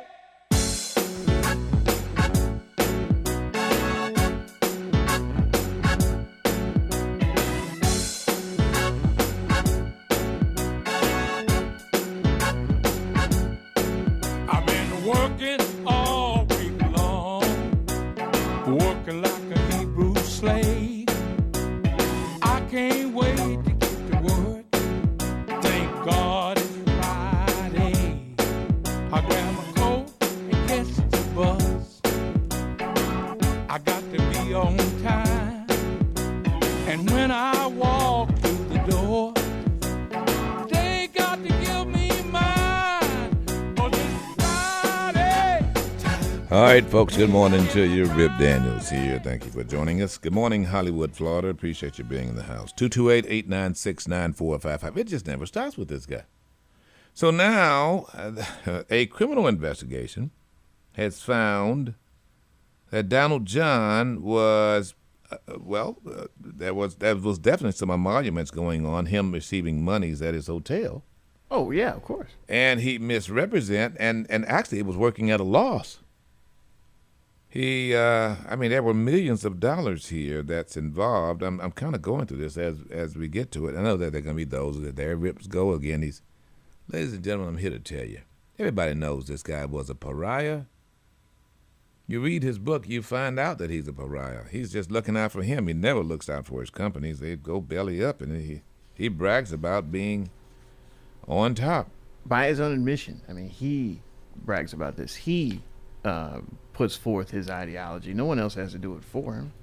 But this financial thing, again, you've got the records here. This financial thing is going to be, I think the last caller was on to something, because this could be criminal. I think it is criminal. I wonder whether or not, though, Joe Biden and the Justice Department has the nerve to file criminal charges. I really hope so, because this whole, respecting the office of the presidency by not going after former presidents bit, it just don't fly when you have an obviously criminal president. And that's what he is, or was. Plain and simple. This man coerced, attempted to bribe, and attempted a coup on the capital of these United States. What more do you need for charges? Donald for him John, to shoot someone in the middle of Fifth Avenue? The Senate Judiciary Committee found that Donald John directly asked the Justice Department 9 times to undermine the election results, and his chief of staff, Mark Meadows, broke administration policy by pressuring a Justice Department lawyer to investigate claims of election fraud. This is an incredible report, which it's coming from eyewitness interviews in the Justice Department. It's there are some people who love country more than Donald John, and it's quite telling. All right, quickly to the phones here. Looks like we're going line by line here, Ro, as far as activation. I don't know what that's about, so you folks bear with us out there. Can I go to Miss Faye? Miss Faye, good morning. Good morning. How are you doing this morning? I'm doing well, Miss Faye. Ain't it a shame what? That you know that this man is criminal, didn't try to hide it, and what the first thing that I was surprised with when he first got in the White House and started doing this crazy stuff, that they knew that it was wrong. They didn't do anything about it. Yeah. Yeah, you're right. It's just like raising a child, and you know your child is out of control, and you just act like you're scared to do the right thing. And he just made it in this country that you don't want more competition. You don't know how to accept defeat. You win some and you lose some. That's just the way it is. And he don't want to accept that. And he's just taking these people that, I don't know, like to follow a fool. Because most bigots like to follow the crazy instead of correct. Let me tell you what he just said. He just said yesterday, so we have hundreds of thousands of people flowing in from Haiti. Haiti has a tremendous AIDS problem. AIDS is a step beyond. AIDS is a real bad problem. Many of those people will probably have AIDS, and they're coming into our country, and we don't do anything about it. We let everybody come in. It's like a death wish for the country. What was that? Somebody need to shut him up, because that's not true. We know it's not true. We know that this man lies. He's the devil. And people that follow him are demons. All right, Miss Ray. That's all there is to it. Thank you. I do find it hard for an intelligent person, I think, to rationalize. Some of the things he said, done, so forth. Even if you just want to focus on policy, I can tell you, even when I look at policy, I ask myself, okay, so what is a sensible policy? I think the one, is order number 42 there with saying that if you can't get in the country if you're not vaccinated, I think it's a good policy. Donald John started that south of the border and north. But outside of that, ladies and gentlemen, when he left office, you do understand that our unemployment was hovering around 7-8%. When he took office, it was at 4.1%. You can't ignore that. Even if you do have a pandemic, you can't ignore that. And you've got to ask yourself, so how did we get here and why did we get here? And it was, whenever a ship arrives anywhere, it's because of the pilot. And he was that. Hang on, quick break. Fat, you're next. WJZD FM Long Beach, Pascagoula, Gulfport, Moss Point, Biloxi, the all new JZ 94.5. Time for jazz at 11.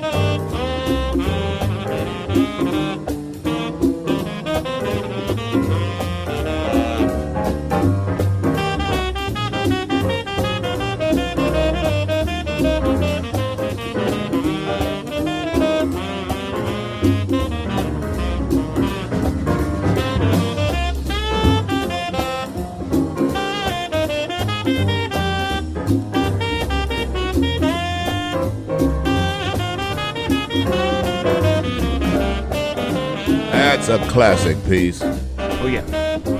Lullaby of Birdland.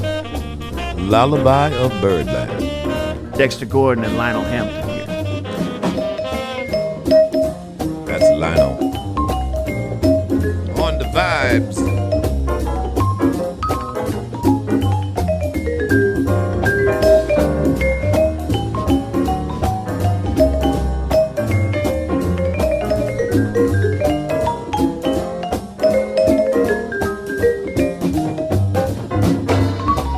You don't hear this in too much. I don't know of any contemporary vibe players, do you?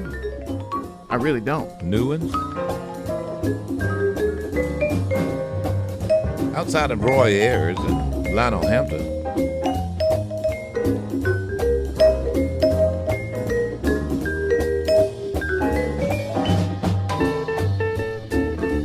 All right, folks, got to give the guitar player some. All right, little jazz mataz there. Dexter Gordon, Lionel Hampton, and others.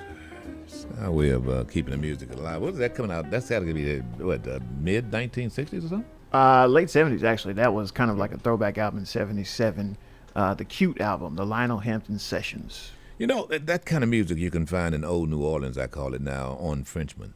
You know, there are those who go to Bourbon Street and they're, hang out in that area around Royal and Bourbon. The reality here is old New Orleans is actually down Frenchman's. Fact. And if ever you go in that area, you still have people who are playing some really good jazz. I'm not talking Dixieland jazz either. I'm talking some real good licks here, folks.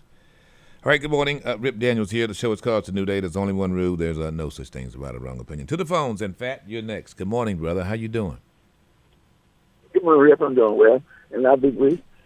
Yeah, these people that having all this work done on their teeth and what have you, there's one thing that they're forgetting. If they got a Social Security number, that's it. They cannot get away from the system anywhere in the world if they got a Social Security number and a computer. Yeah. If you have those two items, you are done for the deal. Well, one other thing real quick. Yeah. Okay, Rick, listen. Well, I was just wondering. So you're talking about the NBA players there, and the fact that they're trying to mooch, and they got the Social Security number. You've got it on computer. I mean, it's embarrassing because it's just like you said. It's just why wouldn't any learned person know that? Yeah, it's done. The goose is cooked. Rick, one more quick thing. I'll be done. This thing about Donald Trump. And the subpoenas, the Democrats got power to issue. Yep. They are not going to issue not one subpoena to anybody. If they do, they'll be subverted. What did Donald Trump tell us? Don't answer no subpoenas. Don't go to no committee hearings or anything. That was done his tenure. And now, Rip, the man is scot-free. And these people go stick together, Rip, have some Biden on down the line. They're not going to do anything to them. Really? They're good and gone. All right.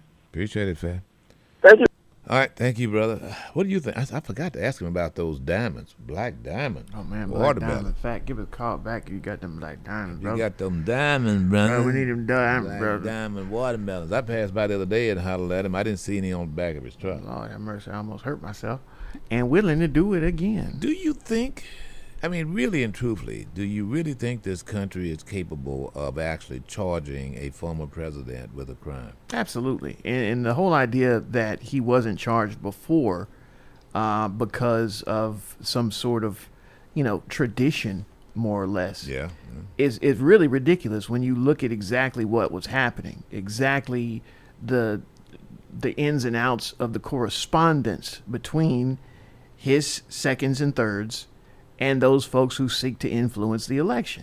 Now, you can say what you want, but the fact of the matter is that communication did happen. That's documented. Yeah. That broke a law, if not several laws, that he should absolutely have been charged with.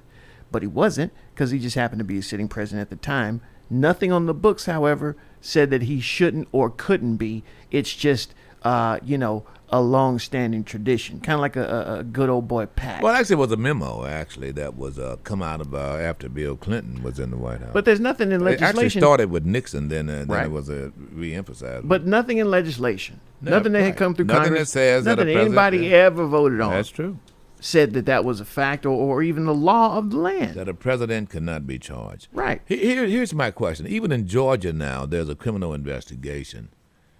What do you think? Why do you think that it seems that they're handling him with kidskin gloves?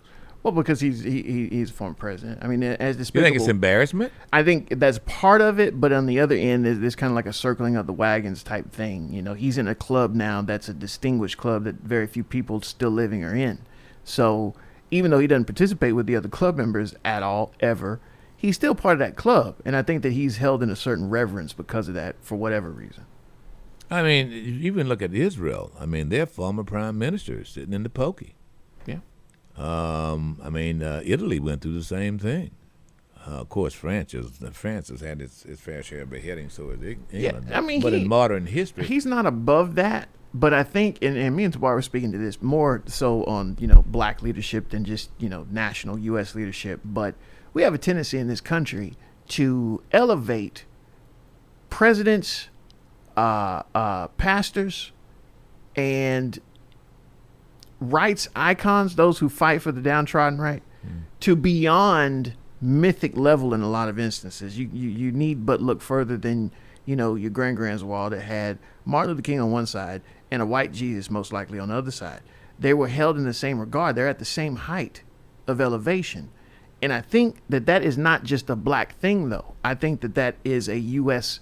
thing more than anywhere but this else. guy, I mean, for 4 years, the idea that this guy in 4 years has earned the loyalty of as many people as he has just is baffling, and it makes me really become very suspicious, to be quite frank, as to how far we have come. Because this guy is the most repugnant individual I know, and his character speaks But to the that. thing is, he's willing to display that repugnance. And he does that for folks And who they are see not. that as bravado. Well, they see that as someone who'll do Courage. who show and tell what they think, so they don't have to. And you know what? I'm not trying to convince anybody. I'm really not. I'm just I'm just understanding just how prepared I need to be because of, and how I deal with people who still to this day, knowing that this guy is saying that it's a lie. That he was still elected. Arizona just officially noted, the audit. The Arizona audit has just officially said, no, Joe Biden won, and he won by more than what we thought he won. Texas still counting, bro. I mean, it's incomprehensible. I mean, it's just unbelievable that you would actually have people who will just, on the word of this guy, go out and shoot up a pizza parlor or shoot up a Walmart. I mean, on the word of this guy. I mean, he's actually right. The idea that he could stand on Fifth Avenue and shoot somebody and won't lose any voters, he's proving it. And I got to believe it. I'm just saying. Can I go to Fat? No, was that Fat? Fat? He's back? He's calling back. He had something on that. Rip, Anyone to answer I'll be the question Rip. I'll be about Rip. Yeah, Fat. Rip, you see, Rip, Jim Jones, the boys out there in Texas, these people had something behind them that black people were overlooking. It's called, they are a cult of people that want their way, and they'll do anything in the world to get it, regardless of whom it hurts. They don't care about McConnell and these people up there in Kentucky. They don't care about that. All they want to do is get that power, just like you were saying. They want that power structure to be in their hands. Yeah. And Rip, once they get in the hands of the people that is in right now, Rip, they're going to join forces and maintain that power structure. I'm 81, Rip, and I just read out of my heart. I've seen a lot of things come down. Reagan, Eisenhower, all those guys. Just like you. Yeah. We're people of those people. Yeah. Thank you, Rip. All right, appreciate it. I ain't been here that long. God bless you, brother. You've been here a lot longer than me. Ishmael, good morning, brother. Oh, yes, sir. Thanks for taking my call again there, Bill. Just want to bounce something off of you and your audience, something to contemplate maybe. If a group of people spend $5 million to advertise a plan to kill 6.5 billion people, would you dismiss that group as a bunch of nuts, or would you investigate them? So let me get the numbers right. So what is it? How many people planned it? going to spend if a group of people. I don't know how many people. Oh, just a group of people. Okay, just a group of people like plan to spend. They right, spend let's say $5 million. 10 people or 200 people. Okay. They spend $5 million to advertise publicly that they intend to kill 6.5 billion people. Would you dismiss them as a bunch of nuts, or would you investigate? Yeah, I would dismiss them. You would dismiss you would dismiss them as a bunch of nuts, right? I would. You would, okay. Because the reason why I'm asking that is because my next question would be, if a person really believed that, what would be the most efficient way for that to happen? And I'm asking that because are you familiar with the Georgia Guidestones? The Georgia Guide? Yes, GUIDE, the Georgia Guidestones. But anyway, the Georgia Guidestones. No, I'm not familiar with that. Yes, sir. The Georgia Guidestones is. But anyway, out in the middle of nowhere, I've gone there twice. Out in the middle of nowhere, northeast of Atlanta, right? Okay. About maybe 150 miles northeast of Atlanta. There's something that's out there called the Georgia Guidestone. And supposedly this guy or this group of people spent almost $5 million to have a message carved out on granite in 8 different languages. And the number one, they have 10 commandments. And the number one commandment is to deplete the population to 500 million people and maintain it at 500 million people. It reads maintain humanity. It reads maintain humanity under 500 million in perpetual balance with nature. There you go. You see it in, don't you? Okay, so this is somebody or a group of people that's actually advertising. Since there's about 7 billion people now, so basically they're advertising that they intend to get rid of something to happen to where there was for 6.5 billion people will be gotten rid of. So the reason that's why I'm calling this morning. So I'm curious about this. That is something to contemplate. So first, I'd like to see where it is and how big it is. But do we have any idea who did the carving? I mean, is this an organization? Yeah, the organization, it was a carving that was done there in a little town called Elberton, Elberton, Elberton, Georgia. That's supposed to be the number one place on the earth for granite. That's supposed to, that's what they specialize in. This sort of small town is granite, right? So supposedly this guy and his organization, or this guy representing an organization, the guy is supposed to use a synonym, I think it's an anonym role. Use a false name. Yeah, synonym. You talking about R.C. Christian? Alias. Yeah, R.C. Christian. Pseudonym. R.C. Christian. Oh, his pseudonym. The name he chose. That's not his real name. Right. This is a pseudonym, and this goes back to 1979, by the way. Yeah. So it done. So it's anonymous. In other words, this is anonymous. It's just a carving. It's anonymous. Even the organization is anonymous. Right. So this guy Christian went to the Elberton Granite Finishing Company on behalf of what he called a small group of loyal Americans to commission the project, and he explained that the stones would be like how some folks had imagined Stonehenge to be, work like a compass, calendar, clock type situation. And he said that, quoting, it should be capable of withstanding catastrophic events, end quote. And so when you saw it, you said you've been there, Ishmael. So is it erected like Stonehenge? It's erected like Stonehenge, like what we're saying, is with certain alignments for the fall equinox, the spring equinox, the North Pole, the sun at noon, where it comes down through this little notch. But the thing is, the reason why I'm asking is that these things are about maybe 25 to 30 feet high, and about maybe 10 to 12 feet wide. There are 8 of them in 8 different languages. Well, there are 4 stones with a center stone that has all of the directional things going on, right? Right. So there's on each of those stones, there's 2 languages dealing with the same message. But the reason why I'm asking you this morning is because apparently these people actually thought this to the point they would spend this much money to put it out in the middle of nowhere to advertise what their intentions are. And my thing is, if a person really did, if they weren't nutcases, I mean, even I guess they would be a nutcase, even if they did intend to do it, is to what do you think would be the most efficient way to pull something off like that to depopulate? Well, there's no doubt about a disease, a pandemic. Come up with some kind of disease that is very lethal, I would say, wouldn't you?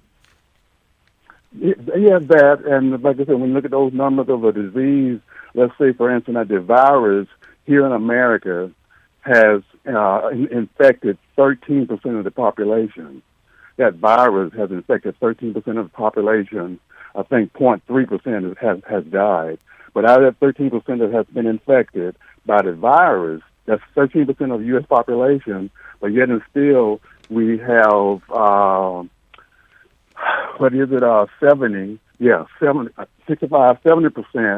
of the population, compared to 13% that's been infected, 70% of the population has taken the vaccine.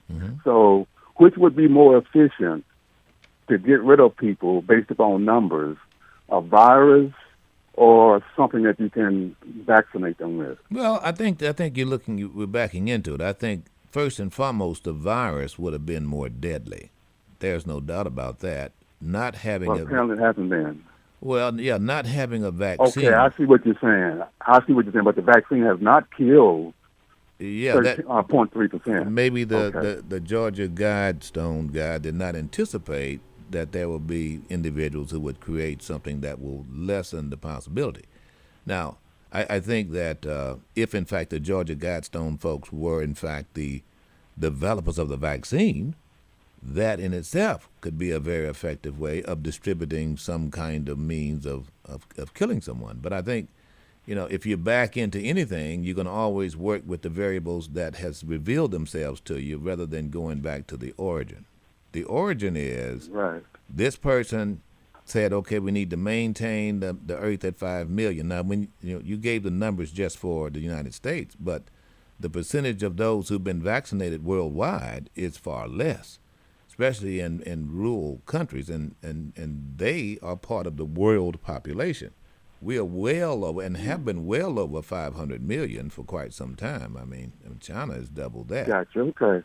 Yeah, but anyway, Brother Ralph, that's why I just want to bounce that off of you to the fact that there are people apparently that exist in this world who has an objective. Absolutely.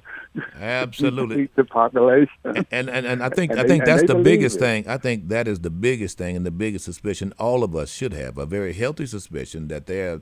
Look, I would never have thought. I used to watch The Walking Dead, and I would never have thought. They came up with this idea. Another movie, Legend, was very much like this, but The Walking Dead and I Am Legend. This whole idea that they came up with a vaccine and then it's supposed to stop cancer, and then you find out The Walking Dead was something similar. And it was too far-fetched for me to think that first they'd have a worldwide vaccine, an injection that people would be taking, be it to cure cancer or whatever. So I don't mind telling you, Ishmael, that in the very beginning stages of this pandemic, and when such time that someone the likes of Donald John come up with what warp speed vaccination, I was floored, and I was very suspicious, and I still am. As it's still there. This whole idea, the whole idea that mankind, that even scientists, are capable of developing a vaccine that can, hinder, stop a virus, and in that length of time, and not have any side effects. Now, the long term, 5 or 10 years from now, we don't know. No scientist can tell you that 10 years from now, the injections we took today is somehow or another not going to turn into death tomorrow or 10 years from now. I don't want to scare anybody. Yeah. But point is that science is science, and it is a moving target, and it evolves. But we do know that COVID, the Delta variant, will kill you before 10 years if you are not fortunate enough to have the kind of defenses necessary naturally or otherwise. So, Yes, sir, of course. Go ahead. Yeah, of course, the thing, like the reason why I'm calling is to let people know that there are people in the world who has this in their head. Yeah, I and got who would be, if they could hire the scientists to come up with a way to do it, whether it's by a virus, by a vaccine, by aerosol, by whatever, that there are people who have it in their head. The point is, though, it is not being investigated for someone to make a remark like that and advertise it. And it should they intend to depopulate the world. Yeah, appreciate it, brother. Good thought. Always conscientious. I appreciate that. With that in mind, folks, a Maryland man by the name of Jeffrey Burnham, 46 years old, killed his brother. Cain and Abel story right here. Damn. Yep. Only one that can raise Cain is Abel, I'm telling you. His brother was a pharmacist, Ishmael, and his brother administered coronavirus vaccines. His sister-in-law and a family friend was with the brother, and all of them were killed September the 30th. Why? I tell you why. Because Ishmael Jeffrey Burnham, he told his mother that he wanted to confront his brother over, well, the vaccine. What? I mean. Well, hang on. Okay. What Jeffrey Burnham claimed was that he was the government was poisoning people with shots. And he wanted to stop his brother from giving these shots. So, according to the court records, Brian, only thing Brian would say in court was basically, Brian knows something. Brian knows something. Brian is his brother. Brian Robinette is the brother who was killed. Jeffrey Bonham, 46, was the man, his brother who killed him. Are you floored? I mean, I just don't. He killed his brother, his sister-in-law, and another friend because... Did they all make the vaccine? No. Oh, okay. But the brother did make the vaccine. The brother did not make the vaccine. He didn't make the vaccine. He was administering the vaccine. He was giving the vaccine. Yeah. Excuse me. He was giving the shot. He was not a vaccine scientist. He was a vaccine administrator. That's correct. And Jeffrey Burnham didn't want to take the vaccine. He didn't want to take it. He was going to stop. Okay, so did the brother attempt to kill the brother take the vaccine, like make him, like hold him down and try to like poke him with it? They were shot. With the shot? They were literally shot with not with a hypodermic needle. It was with a gun. What I'm saying though, like, did the one who was the shooter, like, was the one who was shot trying to give the shooter a shot before the shooter shot him? No. Okay. I was just curious about that. Who shot who? Well, I mean, who shot who and why? Because if the shooter shot the brother who was trying to give him the shot before he even attempted to give him the shot, then what's the point of shooting? I understand. You get me? I understand exactly. Sure. Don't do that. Don't do that. What? I mean, this is serious. This brother's dead now. This brother's brother is dead now. The brother's dead. The brother killed his brother because the brother said that the other brother was trying to kill other people. Right. With the shot. With the shot. So he shot him. What the hell? What? Doesn't make sense? No. Well, there are two different kinds of devices for shooting. I'm clear on the shots and the shooter, but not the. Okay. Quick question: did someone who was given a shot by the brother who was shot die from the shot? That's a good question. I don't know. But you don't see that anywhere, right? Nope. Nowhere in the reporting does it indicate that the shooter's brother who was shot gave someone a shot that killed them. No. Okay. So the brother who was the shooter, yes, who shot the guy who gave the shots, right, just assumed that he was a killer? No, he said that the government was poisoning people. Okay, but what proof? He felt that the vaccine was poisoning people. I understand that. And maybe he watched a video online that had some kind of little, squid thing crawling or something, and he thought that was what was in the vaccine because somebody who said that they were a doctor told him so. No, it was a long curly hair growing out of the hip of someone who got the vaccine. Are you serious?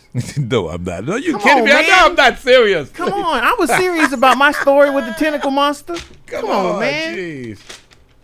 I don't know what to believe anymore. Why would you get upset about a long curly hair growing out of the hip? Well, because maybe you didn't have that before you got shot. I mean, you got the shot. With that in mind, finally somebody's been listening to Rip Daniels. Now the White House is investing $1 billion to boost the number of tests. About time. About time. I mean home tests, instant tests, ladies and gentlemen. Now it needs to be warp speeded to have FDA approval of one that is at least 95% effective. Come on, we could do this.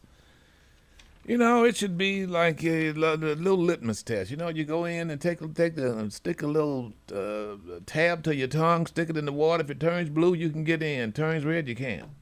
How about that? I mean, come on. I mean, and that's what we've got to get to, because the coronavirus affects everybody differently, right? You're asymptomatic, and you don't know if you got it or not.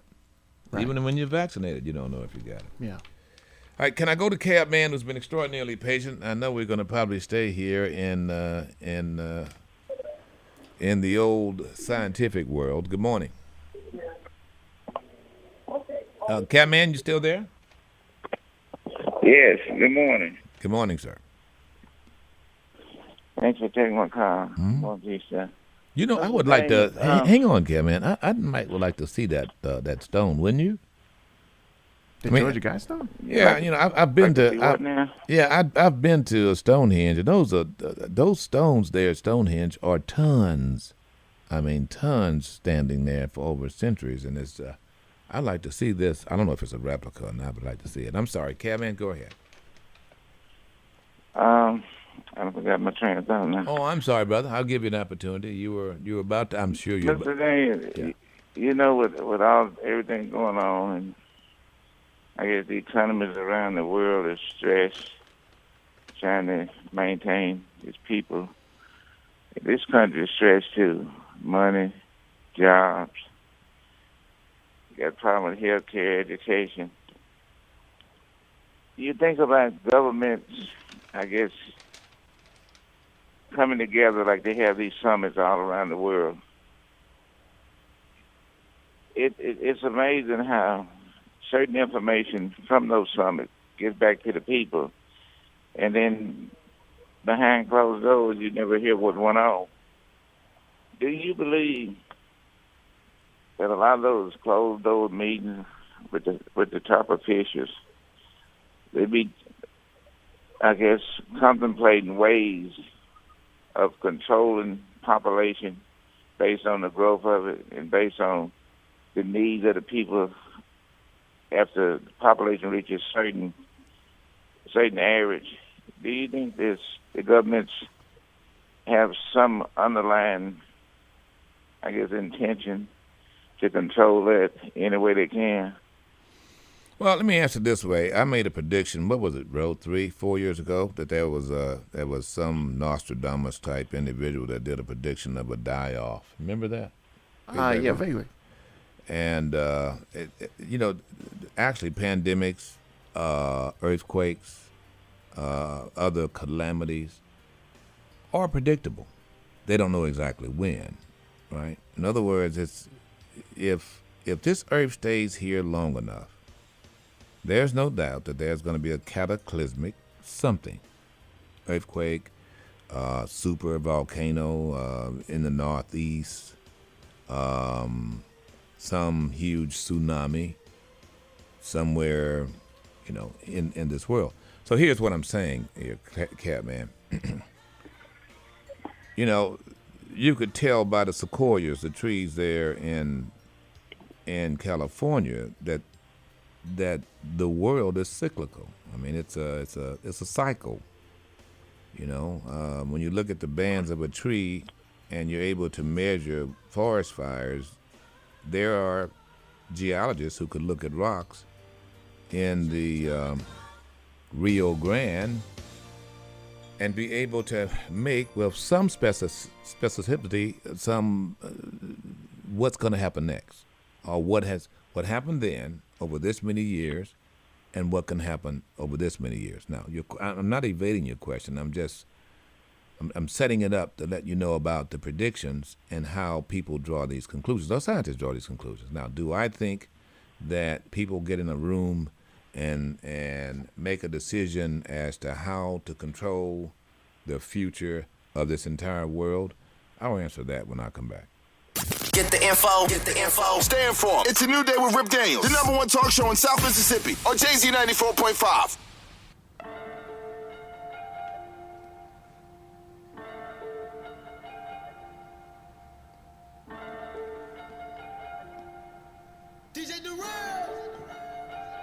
Hey, Castro, go crazy.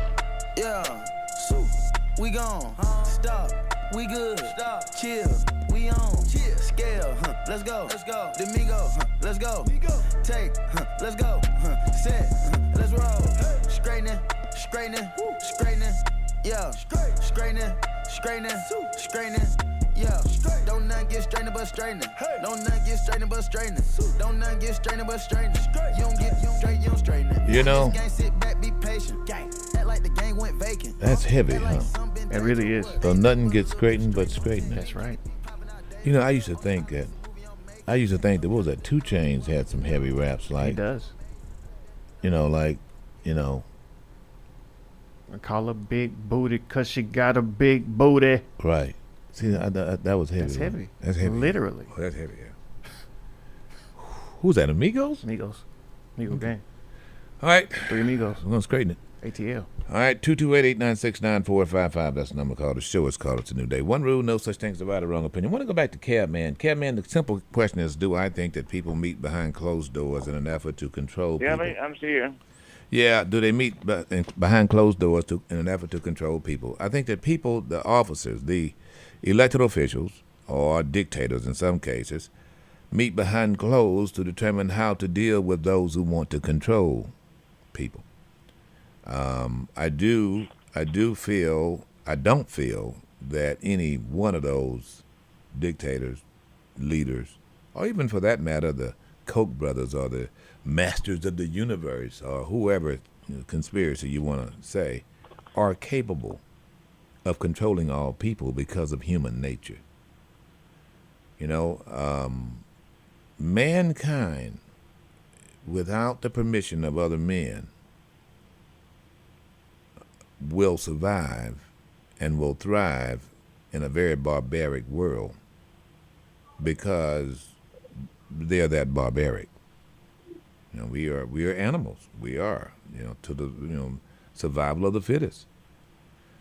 And money, power is only in as much as it's recognized, right?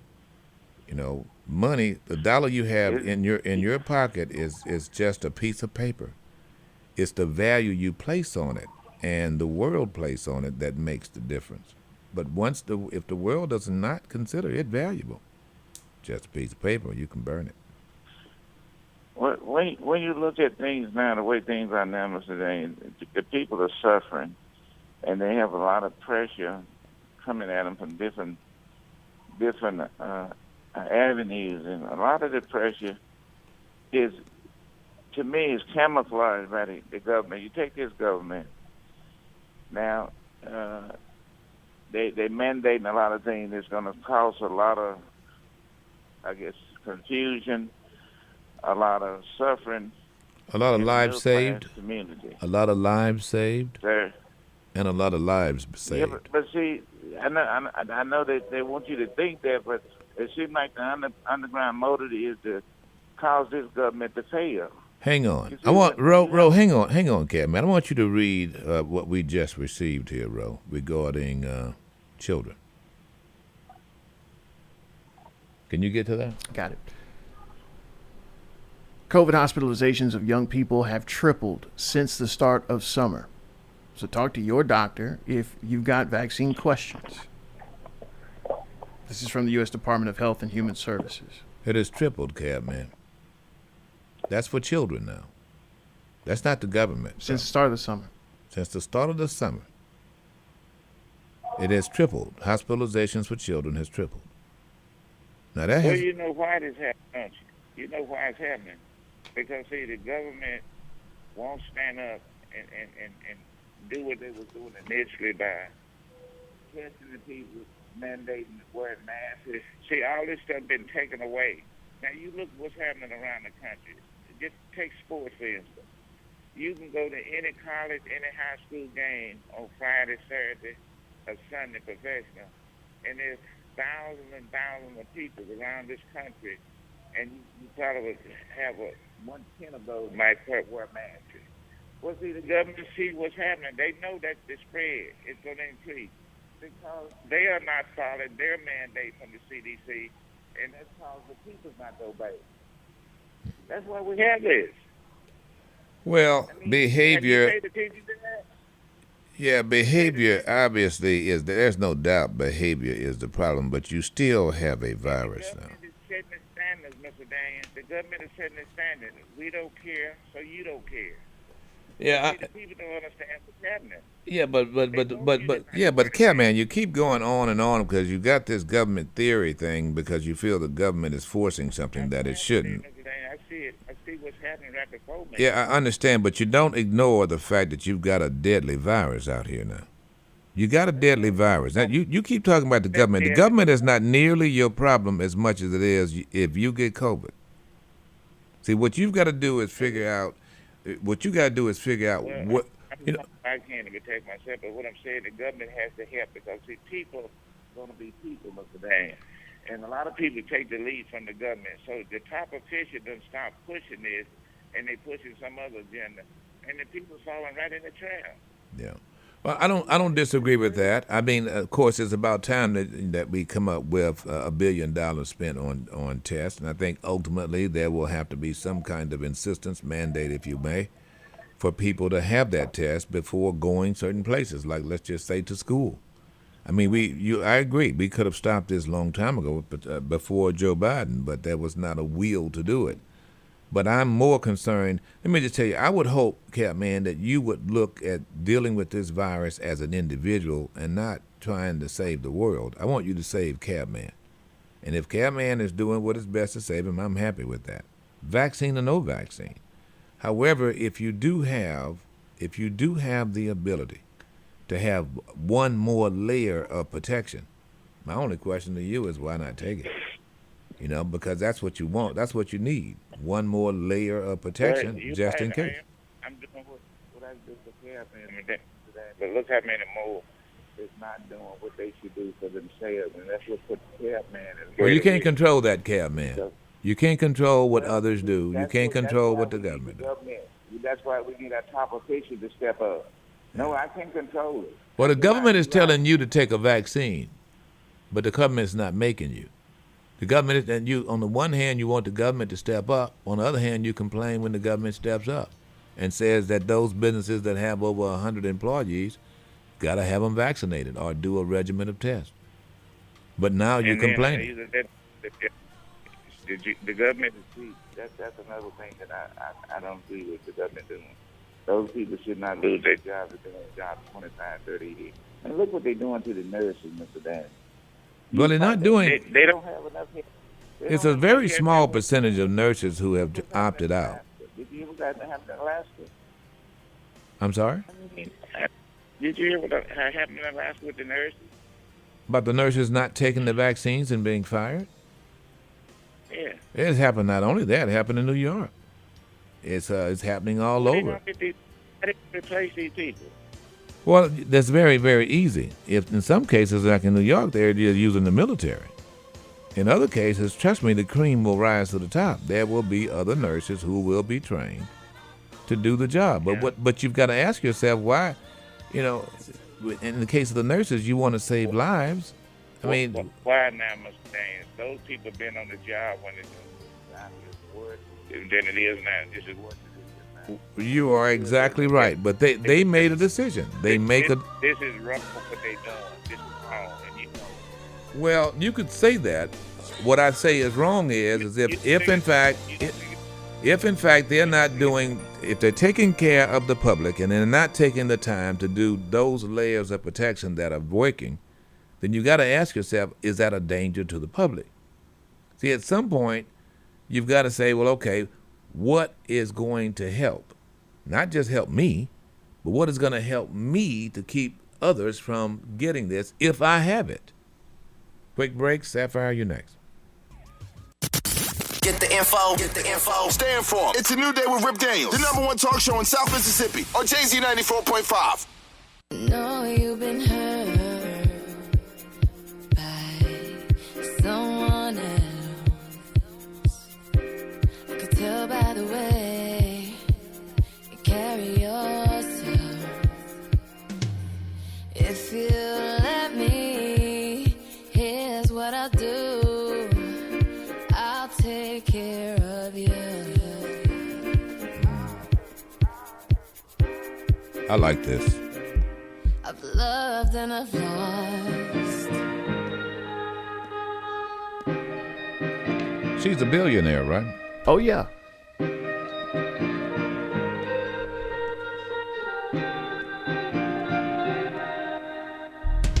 I've asked about you and She settled that little situation with her daddy, too, huh? Not so sure about that. Yeah, Not so sure about Rihanna. that. Yeah, I think she did. I think they The Fenty thing? Yeah, the last name deal. Yeah, kind of. certainly hope so. You know, it really is quite troubling. Even she and Beyonce went through a little Parental thing. Yeah, With their dads, too. Both of them with their dads. It's their dads, you know. All right, good morning, folks. Rip Daniels here. Thank you for joining us. Show is called The New Day. One rule, no such thing as a right or wrong opinion. Let's see if we can go straight to the phones here. Sapphire, good morning.